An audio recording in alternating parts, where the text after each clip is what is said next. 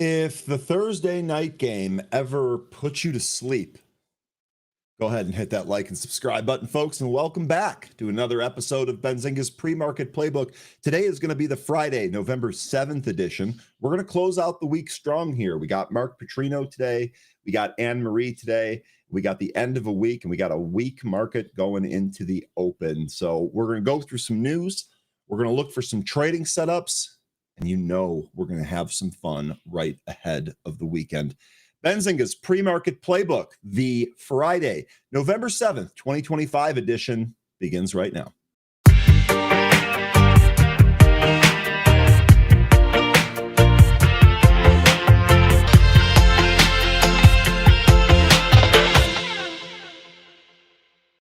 Good morning and welcome back, folks. It's great to see a whole bunch of returning faces here. Man, that game last night was a snoozer. I definitely fell asleep early. It was pretty boring and I was tired, but we made it to Friday and we are almost at mice down, drinks up time. One more day to get through. And you know how we do here on Fridays, we like to have a lot of fun, and that is indeed what we're going to do here today. Cad Monkey, good morning. Cad Monkey is first here today. Let's go, Cad Monkey. Let's go. Early bird gets the worm. HK Matt, good morning. Welcome back. Marty, good morning. Welcome back. I only see Intel from Tesla possible deal and SanDisk being up and worth considering. We'll see. If the market remains weak today, we actually should be able to use that to easily identify relative strength. That's the glass half full approach here, Marty. We'll see how it shakes out. Solitary Soldier, good morning. Welcome back. Peter Smith, good morning. Today is my birthday. Whoa, birthday alert. Here you go, Peter. Happy birthday. Happy birthday to Peter. Now, Peter, I'm not going to sing for you because I don't want everyone to leave and just be cringed out of their mind. So I hope that somebody else can sing for you later today. But thanks for joining us and happy birthday.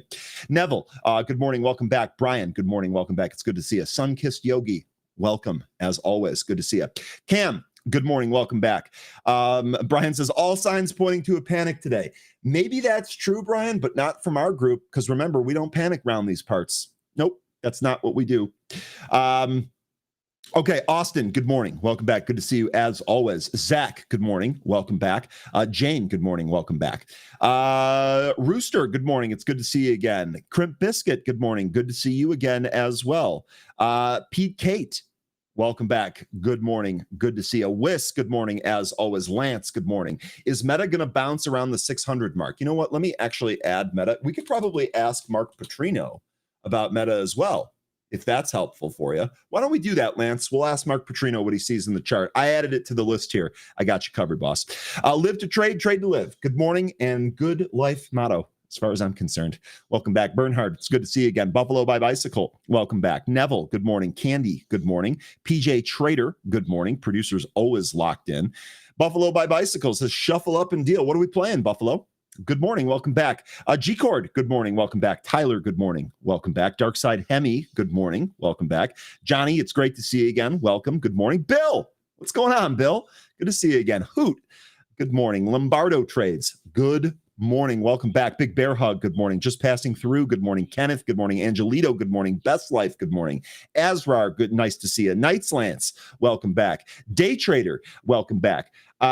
Joseph, good morning. Robot to Trade, good morning. Arshan, good morning. JJ, good morning. Matthew, good morning. Oh, here we go. We got the whole group is here already. We got everybody's the early bird. Anglade, good morning. Corey, good morning. Yes, Mid Rodriguez, good morning. Tyreek, good morning.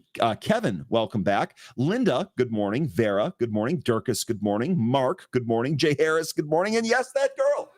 Good morning. Boy, I almost ran out of breath there, but that's okay. All right. Big Bees. Russ, good morning. Slomer. Wow. Good morning. Yassine, great to see you again, my man. All right. Let's go ahead and get started with the stock market today.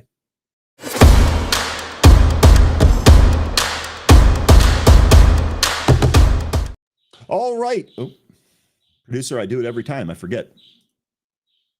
All right. U.S. stock futures under pressure here ahead of Friday's open. S&P futures down 0.41%, Dow futures down 0.33%, and the NASDAQ leading the way lower, down 0.54%.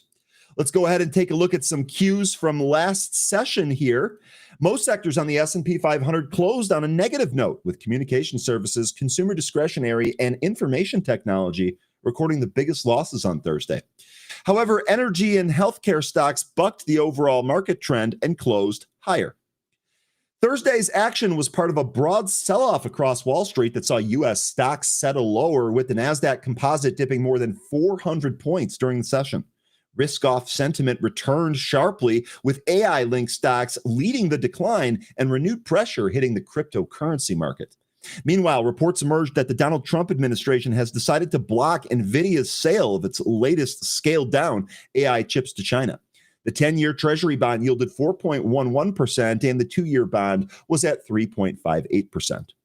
Now, as for our stocks in focus here today, we're going to start with Tesla, ticker TSLA. That rose 2.08% in the pre-market on Friday as its shareholders approved the $1 trillion pay package for Elon Musk during the company's annual shareholder meeting. Initially, it spiked yesterday. We are actually sitting a little bit lower here today. It was a little bit higher in the pre-market, but it has since reversed, holding here 443 so far. Next on our list of stocks in focus is IREN. What a huge winner this has been. Congrats to everybody in the group that has been looking at IREN or trading it. That jumped 5.18% after its first quarter revenue came in at $240.3 million, which beat the street estimate of $235.5. IREN's just been an absolute monster. We'll see how that trades here today. I'd love to know if any of you folks are trading it. And those of you that are long in it, what's your exit plan, if any? Archer Aviation is our next stock. That's ticker ACHR. That dropped 8.33% after reporting third quarter loss of 20 cents per share. It also signed definitive agreements to acquire Hawthorne Airport in Los Angeles for $126 million in cash. I actually have no experience with Hawthorne Airport, but nonetheless, they have their own airport now. Take-Two Interactive Software, ticker TTWO, tumbled 6.26% despite reporting better than expected second quarter financial results for fiscal 2026, as the company said that the long-awaited release of Grand Theft Auto 6 is still more than a year away. Damn, I thought we were supposed to get that here pretty soon. Been a long time since I played Grand Theft Auto myself. Last stock on our list here is going to be Expedia Group. This is ticker EXPE, and it soared 15.23% after online travel company posted stronger than expected third quarter results and raised its full year outlook. That momentum score seems to be building and has an intact trend short, medium, and long term.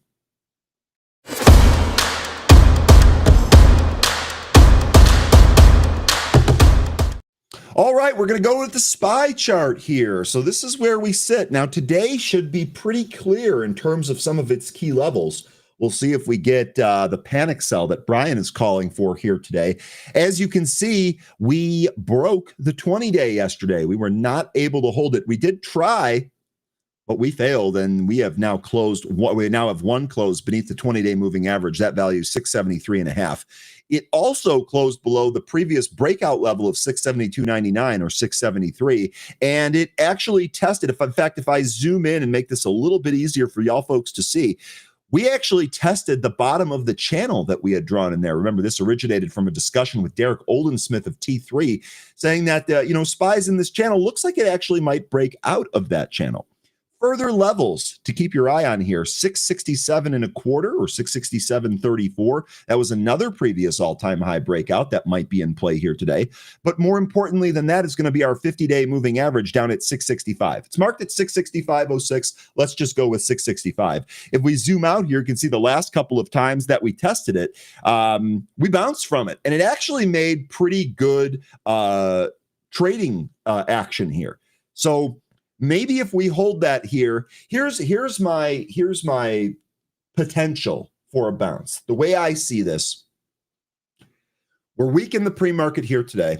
We carry that weakness through the opening print. We trade down to or maybe even peak below 665, and we kind of stabilize there. Then at some point between now and Monday's open, we get headlines or we get a full-on government open, and that set up with the chart gives us an impetus to bounce. Now, I don't know if any of this is going to happen, but I could see it happening. Furthermore, on the other side, because we always want to look for potential in both directions here. if we break down from that 50, I think we're going to have to start looking for some other, let me go ahead and reset this. I think we're going to have to go ahead and start looking at some other levels here. I would say that this low from this day on October 10th, this would probably be next. That's down at 651. Maybe that 650 round number comes into play. And then obviously we have the 100-day down here at 646. Yeah, 647, just thereabouts. So we'll see which way it goes. We do have some key levels here. I do expect either a battle or a small intraday bounce at 665. Even if we don't close and hold above that level, I would not be shocked if the action intraday kind of shows that it's testing that level or maybe bouncing from that level. And then you guys also, someone mentioned that they wanted to take a look at the Tesla chart. While I'm here, we might as well take a peek. We could also ask Mark Petrino about this. Here is your Tesla chart. We are currently below. Yesterday, we held the 20-day. Today in the pre-market, we're actually below that 20-day, that value 445 and 3/4. So if we can get back above that, we'll see. Tesla's really kind of trading sideways here. I do have a Tesla story coming up. So let's actually just not waste any more time and go into that. First thing that we're going to do, though, is talk about some insights from analysts here for the broader market. According to a new note from LPL Financial, tech's biggest players are pouring staggering sums into the artificial intelligence race, even as the core business remains unprofitable. Capital expenditures from 5 key hyperscalers like Amazon, Microsoft, Alphabet, Meta, and Oracle are projected to soar to $600 to $1 billion by 2027. That's up from $155.1 billion in 2023. This 40% compounded annual growth rate highlights a sector, quote, fully convinced that the race is worth winning, end quote. Yet LPL notes a critical disconnect, quote, the large language model business that is leveraging these new technologies is currently unprofitable, end quote. And I think that they're doing a really good job hitting on something important here. The large language models, the chat bots that we use, the Perplexities, the chat GPTs of the world, yeah, they're cool. And yes, they can help with some tasks. But at the end of the day, it's still kind of unprofitable. It's not this huge AI boom. We are expecting some more from that. And I think we're going to get it. Really, the question is to what degree do we get that?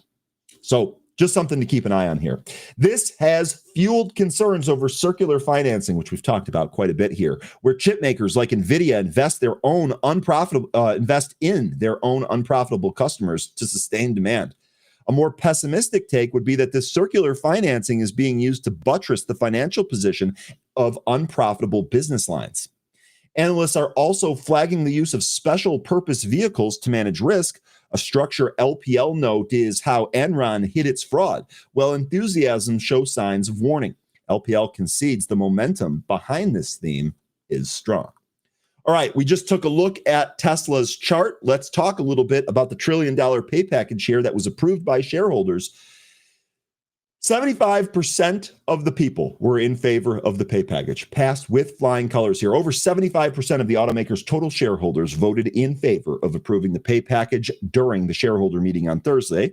The package puts Musk on track to become the first ever trillionaire in history, provided he can achieve goals outlined in this package. Let me stop right here. If you're a Tesla shareholder and you're a long-term Tesla bull, I'm not talking about trading or what the chart says or this and that. If you're a long-term believer in Tesla's technology, not a car company, but the technology changing the world, this was an obvious one.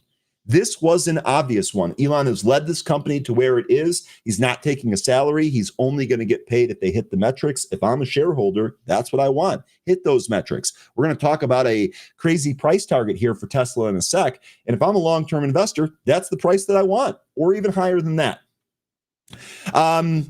Musk thanked shareholders for voting in favor despite opposition from proxy advisors like institutional shareholders, ISS and Glass Lewis, whom Musk called corporate terrorists, end quote, during Tesla's third quarter earnings call, as well as the automaker's major investors, including Norway's sovereign wealth fund, NBIM, and the California Public Employees Retirement System, CalPERS. Yeah, no shocker there, huh? No shocker there at all. On the full self-driving, Musk reiterated that the company's autonomous tech was progressing and that the automaker could allow, quote, in the next month or two, Tesla owners to text and drive, essentially. I don't know if that's good. I guess if the car is doing the driving, perhaps it's better than someone texting while they actually should be driving. But in any case, I think it's funny that this is what was used there. It's worth noting that the technology is currently under investigation by the NHTSA. Easy for me to say. The billionaire also highlighted the importance of the Optimus robot for Tesla, calling it, quote, the biggest production of all time by far, end quote. Musk also said that the product would be bigger than cell phones. During the event, the CEO claimed that everyone would want their own personal R2D2 or C3PO. Let me just pause right there, because as a kid who grew up on the Star Wars flicks, the real ones, not the garbage new woke ones, but the actual ones, as a kid that grew up watching those films, I can't even count the number of times that I wanted my own personal droid. And it appears, at least according to Elon, that we're not far from that. As I get older, I think about, do I actually want a robot walking around the house? Jury's still out on that one. I'll let you know as we get even closer than that. Let me know, do you guys want your own personal R2D2 or C3PO? Would you want them to sound the same? Would you want them to make the same sound? You'll have to let me know. During the event, the CEO claimed that everyone would want their own R2D2 or C3PO. Musk also announced plans for a production line of 1 million units for Optimus at Tesla's Firemount facility in California, as well as a 10 million capacity line at the Gigafactory in Texas. All right. Next here, Kathy Wood sees 483% upside for Tesla, says 90% of the $2,600 target rides on robo-taxis. Target goes up if humanoids evolve faster. ARK Invest CEO and CIO Kathy Wood reaffirmed her firm's 2030 price target for Tesla at $2,600, which represents a 483% upside from the current stock price of $445.91 apiece, stating that 90% of the valuation is based on the company's robo-taxi business. Speaking on CNBC as Tesla held its annual shareholder meeting, Wood broke down the math behind her bullish case, emphasizing that the market still misunderstands the scale of autonomous driving opportunity. Quote, 90% of that valuation is a function of robo-taxis, end quote, noting that the target had been published for quite some time. While robo-taxi service forms the core of the current valuation, Wood said her team is now actively researching for potential humanoid robots. She describes the complexity of scaling humanoids as multiple robo-taxis, but noted that this area represents the significant future upside not factored into her price target yet. Quote, we have very little in that $2,600 price target for humanoid robots. To the extent humanoid robots evolve faster than we're expecting, that price target would go up, end quote. That's fun.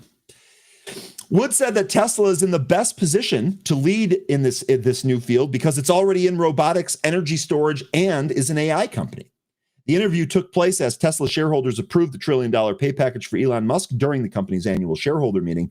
Wood offered strong support for the CEO, whom she called, quote, the most productive and visionary human being on earth, end quote. We think he deserves this pay package, Wood stated, arguing that the pay for performance structure aligns companies' management with shareholder return. Duh. She also dismissed criticisms from governance firms like ISS and Glass Lewis, stating that they're not doing the right kind of research to understand Tesla's long-term vision and are too short-term focused. Heard that before, too. Despite the optimism surrounding Tesla's business, it reported a mixed third quarter and underperformed the market in the current year so far. While Tesla's stock has gained 17.57% on a year-to-date basis, the NASDAQ 100 index has returned 19.81% in the same period.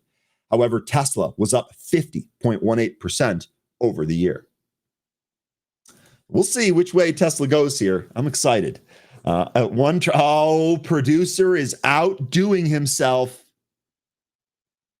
Producer is outdoing himself. That's fantastic. Absolutely fantastic. All right. Next story here is about Ford. And this is about the F-150 Lightning pickup truck, the EV here. Executives at Ford are discussing ending production of the EV pickup truck, citing low demand, according to a report from the Wall Street Journal on Thursday. The demand is just not there. For the F-150 Lightning, that came from Adam Crosshauer, a dealer cited in the report, which said that quote, sorry. The report, however, said that no final decision has been reached by the company. The news comes as Ford recently paused production of the F-150 Lightning at the automaker's Rogue facility or Rouge. Yeah, because I think it's Rouge, because there's also a golf course there that I've played. Anyway, the Rouge facility in Michigan, according to the official statement by the brand.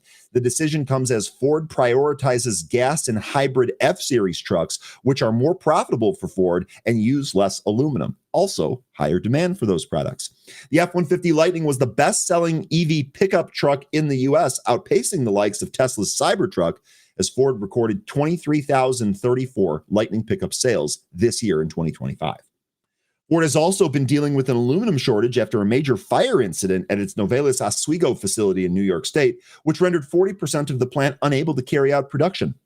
General Motors, meanwhile, also announced it was ending production of the Bright Drop EV at a facility in Ontario, citing low demand for the van as it recorded a $1.6 billion charge related to EVs. Meanwhile, Ford recalls for 2025 reached the 134 mark as CEO Jim Farley expressed optimism, saying that the recalls represented, quote, the largest near-term opportunity, end quote, for the automaker. All right.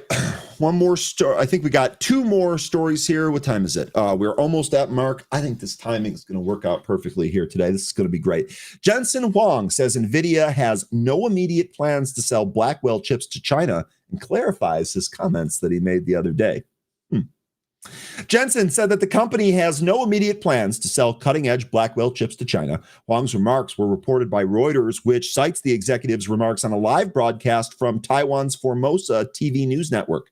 Quote, it's up to China when they would like NVIDIA products to go back to serve the Chinese market. I look forward to them changing their policy, end quote. That came from Jensen. The Trump administration has thus far blocked sales of these chips to China, citing potential military and industrial advantages for China. On Friday, the NVIDIA CEO also clarified his comments, saying that China would win the AI race. Oh, walk back time. That's not what I said, stated Huang, according to Reuters. What I said was that China was very good at AI technology. They have many AI researchers. Oh, got it. This announcement comes shortly after the Trump administration repeatedly decided to block NVIDIA's sale of its latest scaled-down AI chip to China. This move was seen as a response to Huang's warning that Beijing could surpass the U.S. in the global AI race. A group of Republican senators praised President Trump for maintaining strict export controls on NVIDIA's high-end Blackwell AI chips, stating that the decision would help ensure America's victory in the global AI race. Huang stays optimistic, however. Although NVIDIA is permitted to sell its H20 chip to China, CEO Jensen Huang has repeatedly noted that the country has no interest in NVIDIA products, leaving the company with virtually no share in China's advanced AI chip market. Previously, Jensen Huang expressed optimism that his company would be able to sell the Blackwell chips to China in the future. Now, I know we saw a little bit of a move down in NVIDIA. We also had the Michael Burry buying a whole bunch of puts on NVIDIA, but despite the ban, NVIDIA's stock has been performing well. JP Morgan CEO Jamie Dimon calling it an unbelievable company. However, he added valuations today may be too high for some of the AI companies. This is nothing new. I do think that there's going to be like a pullback here. I've been saying for a while, really kind of wanted a pullback even before the pullback that we got in April, which ended up being great. I think there is going to be another one. There seems to be a lot of discussion back and forth about when we're going to get that. The other thing to note here is that we seem to be getting the weak market and the choppiness that we expected in September and then maybe into October. We seem to be getting that in November. And so my wonder here, if you will, would be, do we have this all kind of wrapped up prior to maybe December, maybe mid-December when everyone's in holiday mode, the whole 9 yards? I'm not going to be put off from, I still do think there's going to be a Santa Claus rally. And I'll be quite honest with you, if this materializes where we get any type of move down here that kind of resets some of these valuations, and then we start to turn up going into the end of the year, that's going to make for some great trading as people enjoy the holidays at home and hopefully in front of their computer. So we'll see how that ends up going. All right, we are almost there. Next one here is going to be IREN. You know what? Let's break the news up a little bit. Start with the IREN chart here. Here's what it looks like. IREN down 2.78% here in the pre-market. You can see we are still above the 20-day, but that $62.94 or $63 area, that's going to come into play here today, I think. We'll see how the chart ends up finishing. Here's what it looks like inside. IREN reported earnings yesterday, traded up, gave it all back, traded up again, and has given it all back here. Looks like this wants to roll a little bit lower here, doing its absolute best to hold on to the $65 handle. IREN shares were up after the company released its first quarter earnings report on Thursday after the closing bell, beating estimates on the top and bottom lines. IREN reported quarterly earnings of $1.08 per share, which beat the consensus estimate of 14 cents. Quarterly revenue came in at $240.3 million, which beat the street estimate of $235.5 million and was up from revenue of $49.57 million in the same period last year. Quote, IREN continues to execute with discipline, delivering record results this quarter and meaningful progress in our AI cloud expansion, end quote. That came from Daniel Roberts, co-CEO of IREN. Goes on to say, quote, we secured several new multi-year contracts, including a landmark partnership with Microsoft, which solidifies IREN's position as a leading AI cloud services provider and expands our reach into new hyperscaler customer segments, end quote. So we'll see if IREN catches any type of bounce here, really gave up any gains that it had from yesterday's earnings report and pretty much did it by the end of the day. All right. There he is. It's Friday. He's here. We're going to go straight. We're not going to waste any more time. We're going to go straight to our guest. Let's bring on Mark Petrino. See, Mark, I knew that it was going to be fast that time. I remembered, and I got you on before it ended. Happy Friday, man. How you doing? Hey, how's it going? It's going good. I have a lot of energy because I was put to sleep by the extremely boring football game last night. So I actually got a little bit more sleep than I'm used to, and it's Friday, and I'm ready to roll, boss. All right, I got something that'll let's go get you going. So I got this good friend of mine who's like a super genius, and he knows pretty much everything about artificial intelligence. So he told me to watch this movie that was made, I think, in 1970 or 1972. It's called Colossus, the Faven Project. Okay. Have you ever heard of it? No, I've never heard of that, nor have I seen that. Well, basically, the United States government builds this computer, Colossus, which is supposed to, it's a supercomputer. It's artificial intelligence. It's supposed to run all the defense and stuff. Russia makes a supercomputer too, unbeknownst to us. And the computers start talking to each other. And they have languages that humans can't understand. And it's pretty amazing because that it was written 50 years ago, but it's so relevant now with all the people talking about AI and the bad things that could happen and so forth and so on. But anyway, so it seemed ahead of its time, it sounds like. Oh yeah, it's really fascinating. Yeah, I would recommend it to anyone. I'll take a look at that. That's probably something I can find on Prime. Colossus, huh? Yeah, it's called Colossus, the Faven Project, and Faven was the scientist who invented the machine. Okay, cool. I'll take a movie recommendation anytime. That works. That's how we'll start the day off here. You want to share your charts and show what you got for us today? We're at a pretty interesting juncture here, where I think this could be one of these times where maybe what happens over the next couple days is going to determine what happens over the next couple weeks. And really quickly before you dive in, I'm sorry for interrupting you, but I do want to highlight this comment here. Day trader saying, Mark, have you actually heard AI talk to each other? It already happens. And I got to say, I've heard this in day trader.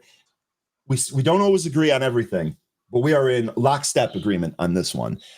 Actually, I don't even know if you think this is creepy. I think it's creepy. I've heard this. It's creepy. It's no good. It reminds me of Skynet, Terminator, the whole 9 yards. Yeah. Have you heard that, Mark? These computers can make computers that are better than themselves. You know what I mean? Yeah. So it's like this. I don't know, man. I don't know what's going to happen. But anyway, I have a little more insight on the market. And people were, the markets were down, so forth, blah, blah, blah. But it was really contained to technology and a little bit of consumer discretionary. And a big part of the consumer discretionary is that Amazon got rocked here. So right now we're basically trading right around here, which is this resistance from back here. So this is a good example of how levels that had been peaks or resistance in the back can become, in the past, can become support again.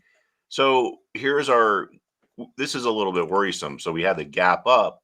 Now, one of the main reasons why we get support is we get these remorseful sellers. People sell and then the price goes higher and they say, gee, I made a mistake. If I could ever buy my shares back at the same price I sold them at, I will. So when we get back down here, you get these remorseful sellers placing buy orders.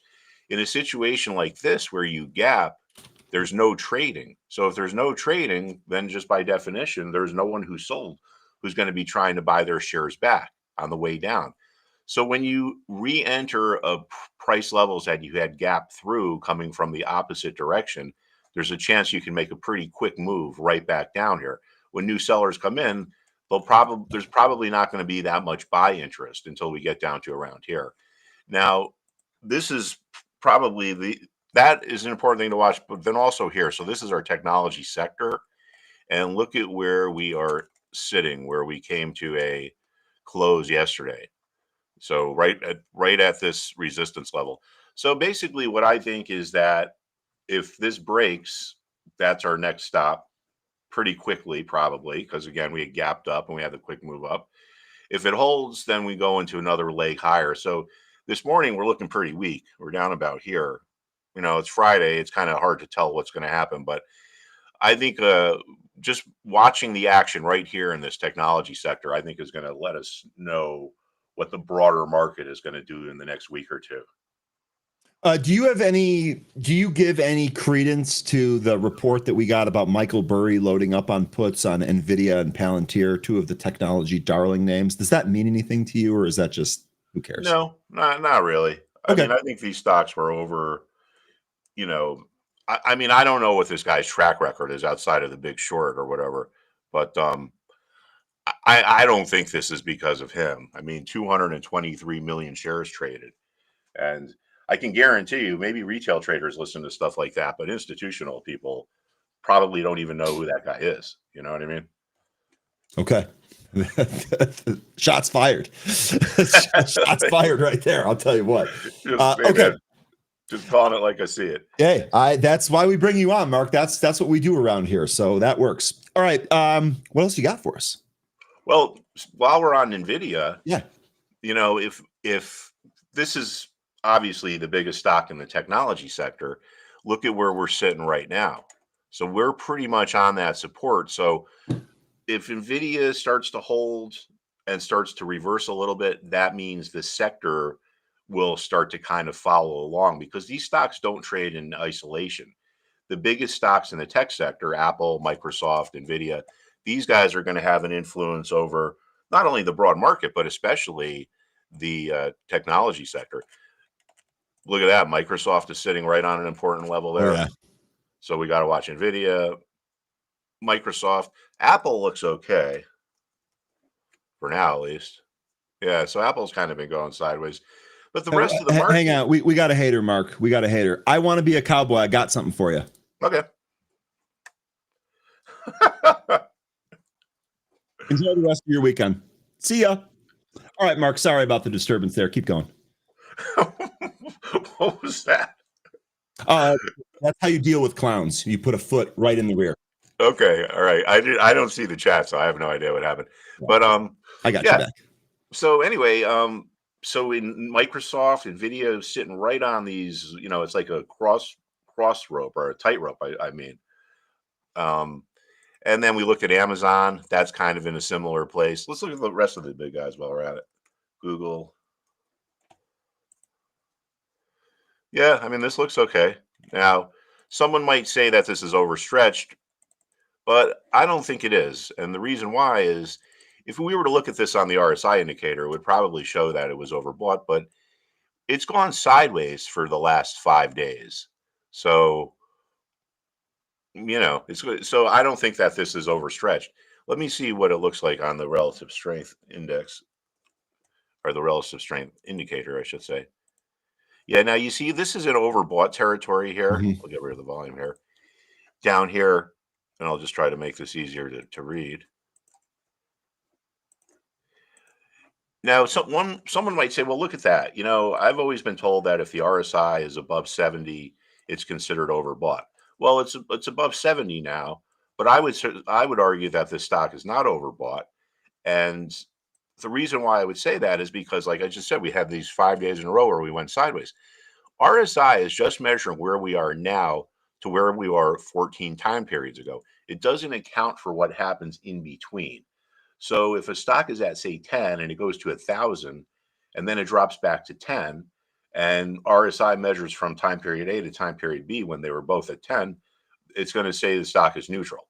So it's one of these nuances that you just have to pick up when you use these indicators, because obviously none of them are perfect.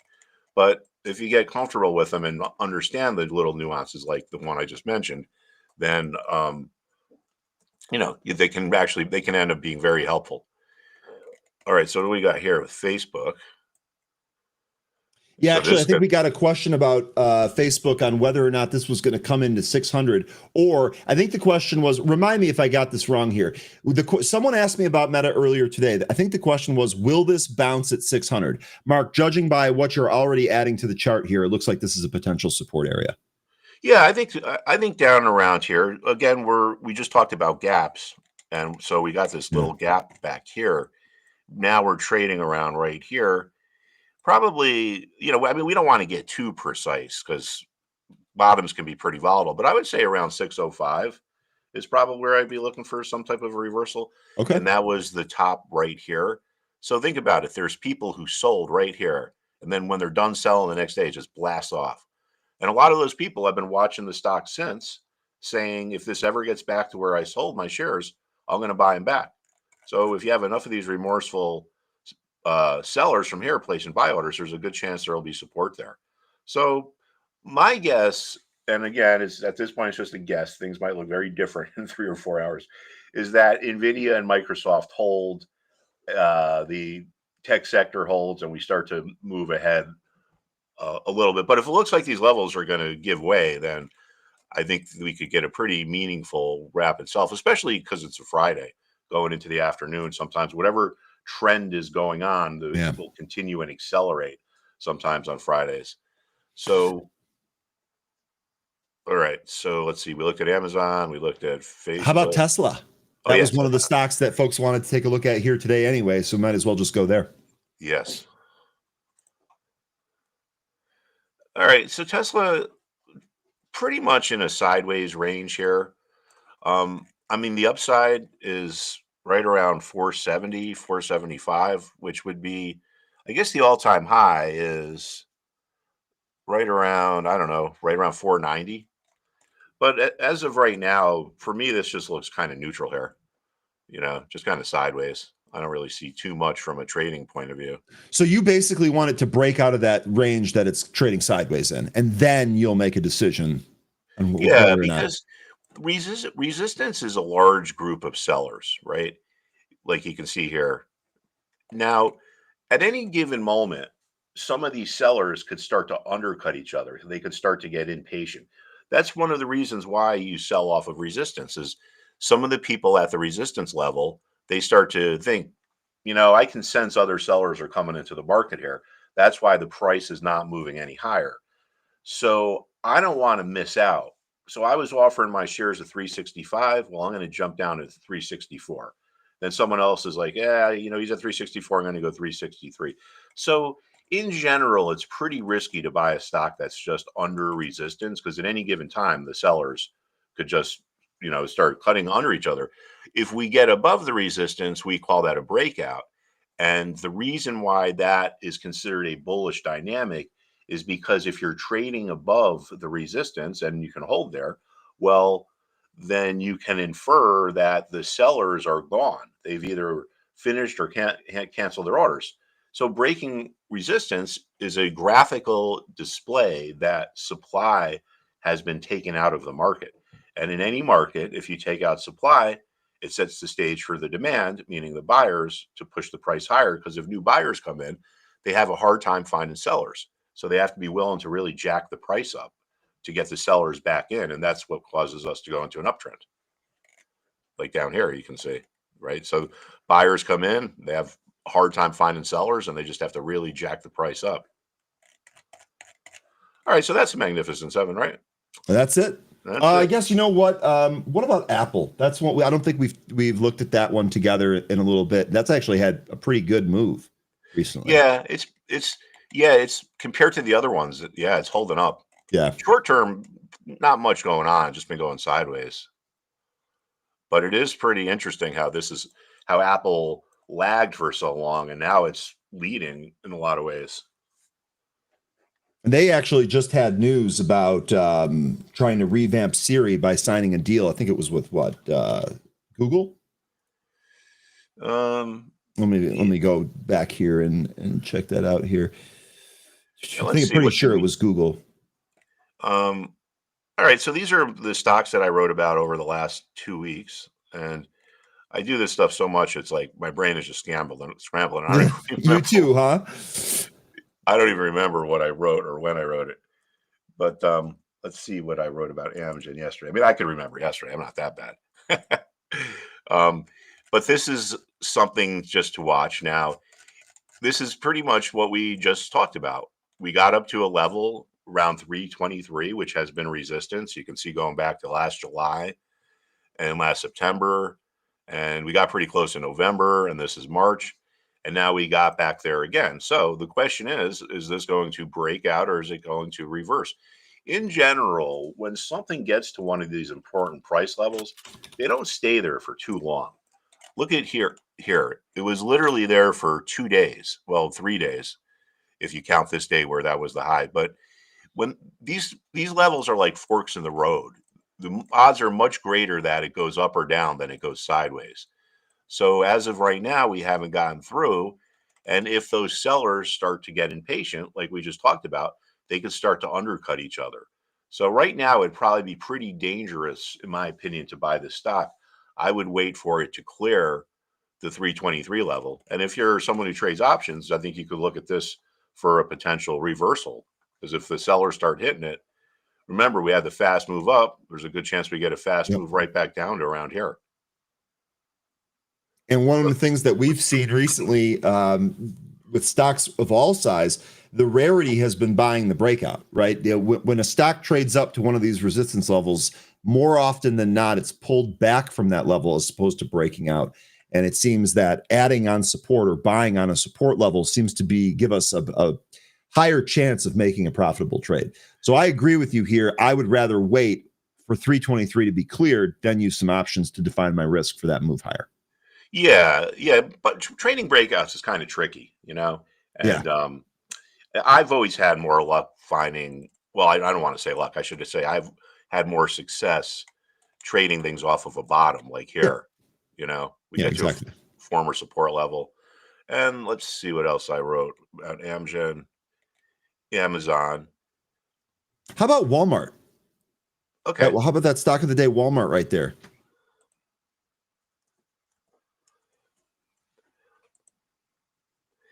All right. So what I wanted to show people here, now this is a couple days old, but it was a lesson on the RSI indicator. So when we were back here, which I wrote that I think on this day here, I said that the stock was oversold.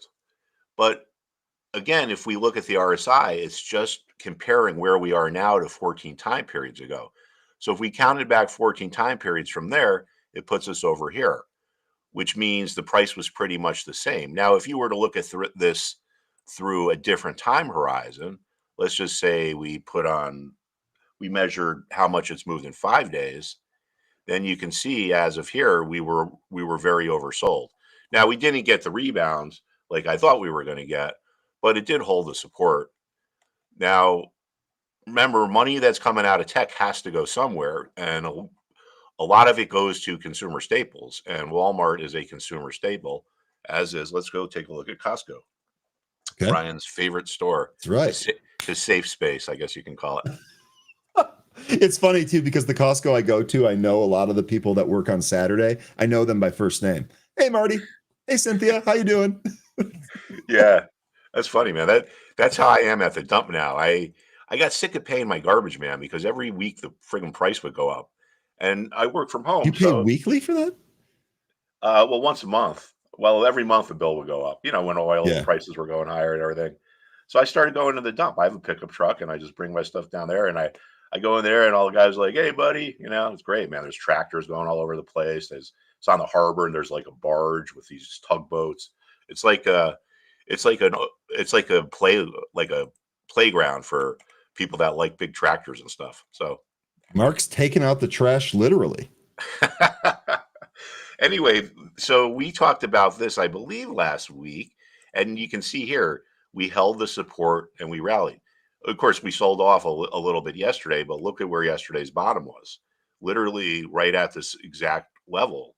Now, sometimes we rally off of support, and it's the mirror image of why we sell off of resistance. Sometimes the buyers start to think, the buyers start to sense there are other buyers coming into the market, which is why the price is not going any lower. So some of them say to themselves, I don't want to miss out. I was bidding 908. I'm going to bump that up to 909. Then someone else is like, hey, I'm going to bump that up to 910. I don't want to miss out either. And then you get this bidding war or snowball effect that pushes the price higher. So just like we just alluded to, a lot of times when you're looking for trades, if something holds a support level, then there's a chance that it bounces and rallies. I think the key, though, is to not try to catch the exact bottom, but wait till the reversal starts and then jump in. I think a lot of people get too caught up with trying to get the exact top or bottom. I think a better mindset, and what I've seen from my students over the years, is that if you focus on your job, which as a trader is to make money, it's not to entertain yourself, which it's not to get dopamine, it's to get money. As one of my students said, if you focus on your equity, how much your account is worth, and just think my job is to increase this value by, it doesn't even need to be that much, 1 or 2%. If you can return 1 or 2% a week, you're going to double your money in a year. And I think that for a retail trader that knows what to do or knows what to look at, it's very doable to make more than 2% a week if you just focus on the right things. So if you focus on that equity and you're increasing it, that's doing the job. It's not catching the exact bottom. It's not catching the exact top. So that puts people in my experience, it puts people in a different mindset. Some of my best students have been entrepreneurs because they run their trading like it's a business. They don't overthink it. Some of the hardest students I have are doctors because they're too analytical. They want to figure everything out like it's this great big chess game, but it's Mhm. really not. It's more like a poker game because you need rules and risk management, but you also need to control your emotions, and that's what poker's all about, and that's what trading is all about. There's an art and a feel to it without a doubt. And if you're looking for black and white in trading, you're going to be looking for your entire career because it just doesn't exist. There's a lot of a gray area in there. A really good question here from Keith. Mark, do you see a sectional rotation taking place at the moment into things like energy and financials? um I would say there is a rotation going on, but it's going more into consumer staples. um well, actually, this is got kind of hit here too. uh, um but here's the thing about energy. Now there is money going into energy stocks. I'm not saying that there's not. So there is somewhat of a rotation going on. But the thing about energy sector is it's going to be pretty influenced by what goes on in oil. And if we look at oil, we got up to this resistance level and we sold off. Now, it's only about $2 higher than where we are now. So this could be a little bit deceptive, but I just don't think that energy is going to be too strong as long as oil is below this key level here. So when we trade a commodity based stock, whether it's gold or an oil company, it really makes sense to pay attention to what the commodity is doing. But yes, I would agree that there is a rotation going on. The thing about institutional money management in a lot of cases is that, and a lot of academics love to talk about, oh, the the typical trader or an investor can't beat the market. But there's a lot more to it than that. That just shows someone who doesn't really understand what's going on. Correct. If you're, say you're a hedge fund manager and your clients are pension plans, and say you're a hedge fund manager that just happens to manage equities, you invest in stocks. Well, the pension plan manager is going to have an overall picture, and they're going to say, okay, well, here's how I want this portfolio balanced. I want 10% of my assets in cash, and I want 20% of my assets in equities. So then what they do is they go through their screening process and their databases, and then they go and they find equity managers. The pension will go out and find an equity manager that they fits their criteria and go to them and say, hey, we're hiring you to manage equities. Someone else is doing cash. So you can't have more than 5% cash in your account, or that'll throw our overall picture out of weight. So the manager, in a lot of cases, is, even though they think the market is going to go down, their hands are tied. So they sell the stuff that they think is less risky and they sell the stuff that they perceive as more risky and go into things that they perceive as less risky. So a lot of times the money manager doesn't have that option just to go to cash. Or if they think the market's going to go down, they'll hedge themselves with puts. And I'm sure everyone who's listening to me has heard of the VIX index. The VIX index is essentially the value or how much it costs to buy this insurance of puts. So again, if you're a money manager and your hands are tied, you might go out and buy puts. And if the market's really coming apart, then the price of that insurance is going to go higher. And that's why the VIX goes up. Okay. That's kind of a long-winded answer to your question. Sorry. No, that's great. That's exactly what we're looking for. Can we do Netflix, or did you have something else you wanted to go to? No, let's do Netflix. Let's do Netflix. We got a request for that earlier.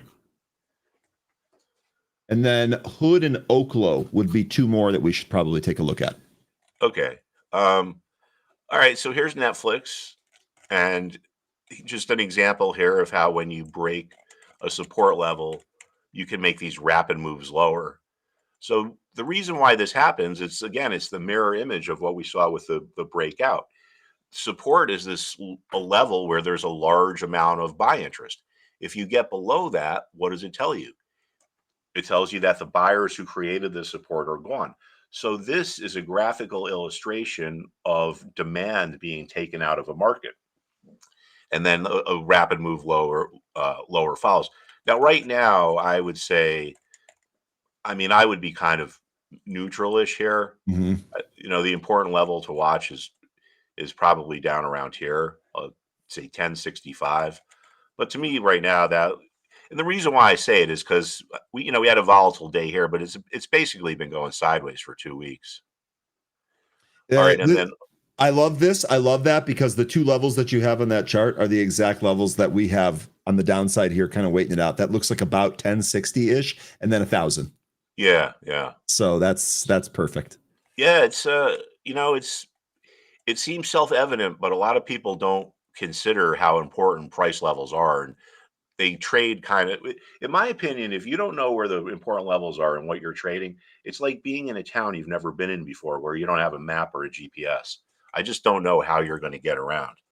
And it's fractal too. Now, if you're looking at something like this is something a swing trader might look at. Let's just say you're a day trader and you're looking at a shorter term time horizon. So here is Netflix from yesterday. And if you're a day trader and you know that, there was support in the morning here around 10 in the morning, and we got right back down there around 2 o'clock, there was support again. So not a coincidence.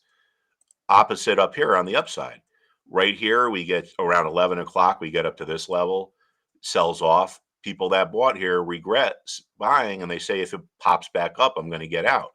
So the buyer's remorse can keep resistance intact. The seller's remorse can keep support intact. You can see that here. And it's not a coincidence that this is where the end of the day was, because people who bought here went underwater here and they tell themselves, gee, if I can ever get out of this at break even, I will. So when we finally got back up to there, people were selling. So it's an amazing thing about charts is if we look at this, we're looking at the psychology of the day traders or the short-term traders, people who are trading on this horizon. If we look at this, we're looking at the psychology of the people that are trading with a longer term horizon, maybe a couple weeks or a couple months. If we look at the 5-year chart, we can see the the um, the emotions of the longer term buy and hold uh, investors. Like right back here, we get resistance in October of 21. Here we get resistance in July of 24. So it's an amazing phenomenon. I call it the fractal nature of charting. And it's also why you can see the same patterns in charts of different securities, whether it's a commodity, a crypto, because people have the same emotions. And I'm sure I've showed this before, but this is the Dow Jones back in the early 1900s. And you can see the same stuff then that you see now. Support at a former support level, resistance at a former resistance level. So I think a lot of people take all this charting stuff for granted because I think a lot of people that do it don't really get what it is that they're supposed to do. I mean, they look for the patterns and so forth, but they don't understand the trading dynamics or the trading action that makes these patterns manifest themselves on a chart. So anyway, so that's Netflix. I got Okay. time for some more if anyone is interested. Hood, Oklo. Oh yeah, sorry. Oh, it's my fault. I distracted you. I'm feeling saucy today, Mark. I'm ready to go. Fridays is just a different vibe about it. Yeah, you playing any golf this weekend? No, it's cold here this weekend. You know what? I am going to go to a sim here pretty soon. There's a pretty sweet sim and bar not far from me that me and my friends are going to do this winter, but not today. Yeah, those things are cool. We got a couple of those around here. Yeah, I tell you what, I can't deal with starting over in March. Like I have to keep doing something through the winter months. I can't just start over. Otherwise, I'm never going to get any better at this game. That's extremely hard. Yes, it is. Indeed, it is. All right, so interesting here. Now let's look at this 120 level, okay, for Hood. So it was resistance here, and then it went higher, and a lot of the people who sold get that seller's remorse, and they say, if it drops back to my price, I'm going to buy my shares back. So look at that. And then we had this big day here. Look at where the bottom was, like literally right there. So this morning we're at 124. If the market holds and this thing gets down to 121 or so, I mean, I'd be looking for kind of a reversal here. I mean, I don't know. I didn't go through the numbers and so forth, but I mean, it's just like a technical trade thing here. You can see like here's an important price level. Resistance became support. So resistance becomes support, even down there. But anyway, so if I would have this on my radar screen for a possible trade. And if this thing got to like 123, 122, which is pretty darn close, maybe set up and get an alert or however you do it, and then just watch if we start to move higher and if we start to move higher, I think that's when you jump in, but you got to wait for that move higher to start. You don't want to catch the bottom like we talked about before. Then there's an old Wall Street saying that the only people that can get the bottoms and tops are liars. So, it can't be done. So you might as well just forget about it and just remember what the job is. The job is to make money. It's not to get the exact bottom and the exact top. Yeah. Okay. Oklo.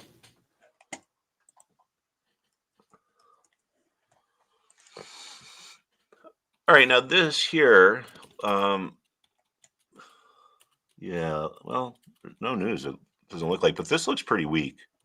The reason why I say that is we just talked about how when things break support, they can keep going. And this morning we're trading right down around there. So it looks like this support is breaking. So if it does, I think our next stop could be right down around here, down around 83. Because again, we had the rapid move higher and we gap through some of these prices. So you're probably not going to have a lot of remorseful sellers trying to buy shares back in here. So when the sellers come in to these levels, they might have a hard time finding buyers and they might have to be willing to sell their things at a discount and start to undercut each other. Look at that, exactly at 100. And, Yeah. now this is your perfect example of a psychological level. So I would watch the 100 level because people are going to be saying, hey, if it gets to 100, I'm going to buy. But if it doesn't hold, I think, our next stop is down here relatively quickly. I completely agree with you. Looks like the chat does too. This looks like a pretty clear head and shoulders here, doesn't it? Yeah, and the Left thing with the shoulder, head and head, right shoulders shoulder is right there. what you really want to look for is, well, there's two things you want to look for, but one of them is that when that right shoulder is lower than the head, it's a lower high. So it shows that the sellers are getting more aggressive. They're coming in at lower prices. But yeah, I mean, I would say this. You could say that this is a head and shoulders pattern. What was resistance here did not become support, right? We've talked about Right. how when markets climb, resistance can become support. So the first warning sign of the head and shoulders is when the resistance from the left shoulder does not become support, as warning sign 1. And warning sign 2 is when the right shoulder is a lower high than the head. Then those are your two warning signs. Resistance has stopped becoming support, which is a characteristic of a market top as opposed to a rally. And then you have the lower high, which could tell us we're going into a new downtrend. Okay. Yeah, you were saying that backwards. Yeah, it is a head and shoulders. But day trader, I agree with this. I think, just like Mark said just a second ago, I think the price moves fast if it does break through that 100. I think you're exactly right. I think that goes down there. All right, Mark, really good stuff here. One thing, HK Matt is asking, is the market open on November 11th, which is Veterans Day? Yes, it is. The next market holiday we get is the Thanksgiving Day market holiday. Although I will say on Veterans Day, the banks are closed. So that means the bond market is closed. So it's usually a pretty slow day, but the market is open. Yeah. Okay. Mark, really good stuff here. We appreciate all of your time again. Okay, really my good pleasure. Insights, and look forward to it again. Sorry? Okay, I'll see you next week. Thanks, all right, everyone. have a good one, Mark. And if you play golf, hit them straight, all right? Okay, I'll try. All right, that is Mark Straight into the Petrino, woods. our resident CMT. He's awesome. Be sure to follow his Substack. Lots of good stuff there. You don't have to wait till Friday in between visits here. Definitely check out Mark Petrino's Substack. Also writes for us on Edge. Really, really good stuff there. Mark's departure leaves room for 13. Let's see how he's doing. 13, how you doing, boss? I'm doing pretty good. I would be doing better if I had a better game to watch yesterday. My opener today was, if you've ever been put to sleep by the Thursday night football game, that's what happened to me last night, and I'm not even afraid to admit it. You know what? Well, I didn't catch that this morning, but I feel the same way because, man, oh man, what a boring game that was. And we were joking about how we might potentially see some life out of the Denver Broncos later on in the game as they kind of, ramp up toward the end of the game, or like in the fourth quarter. Didn't happen, unfortunately. So it didn't end with a bang, but with a whimper. That's right. Bo Nix, everybody. Remember when he was the best from that class? Okay, let's get back to stocks here. We can go ahead and take a look at some of the movers there. I'm spicy today, man. I got extra sleep. I'm getting Lou Malnati's for dinner. It's going to be a good Friday. We got a Hawks game tonight. We're going to open up a red later on today. So we are having a great day here. Let's go ahead and take a look at some of the movers for today.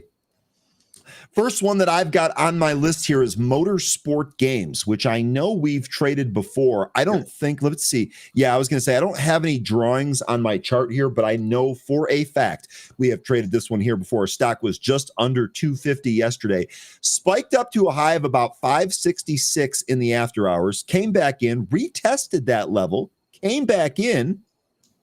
But we are today in the pre-market making a series of higher lows. So we'll see if that bodes well for us here.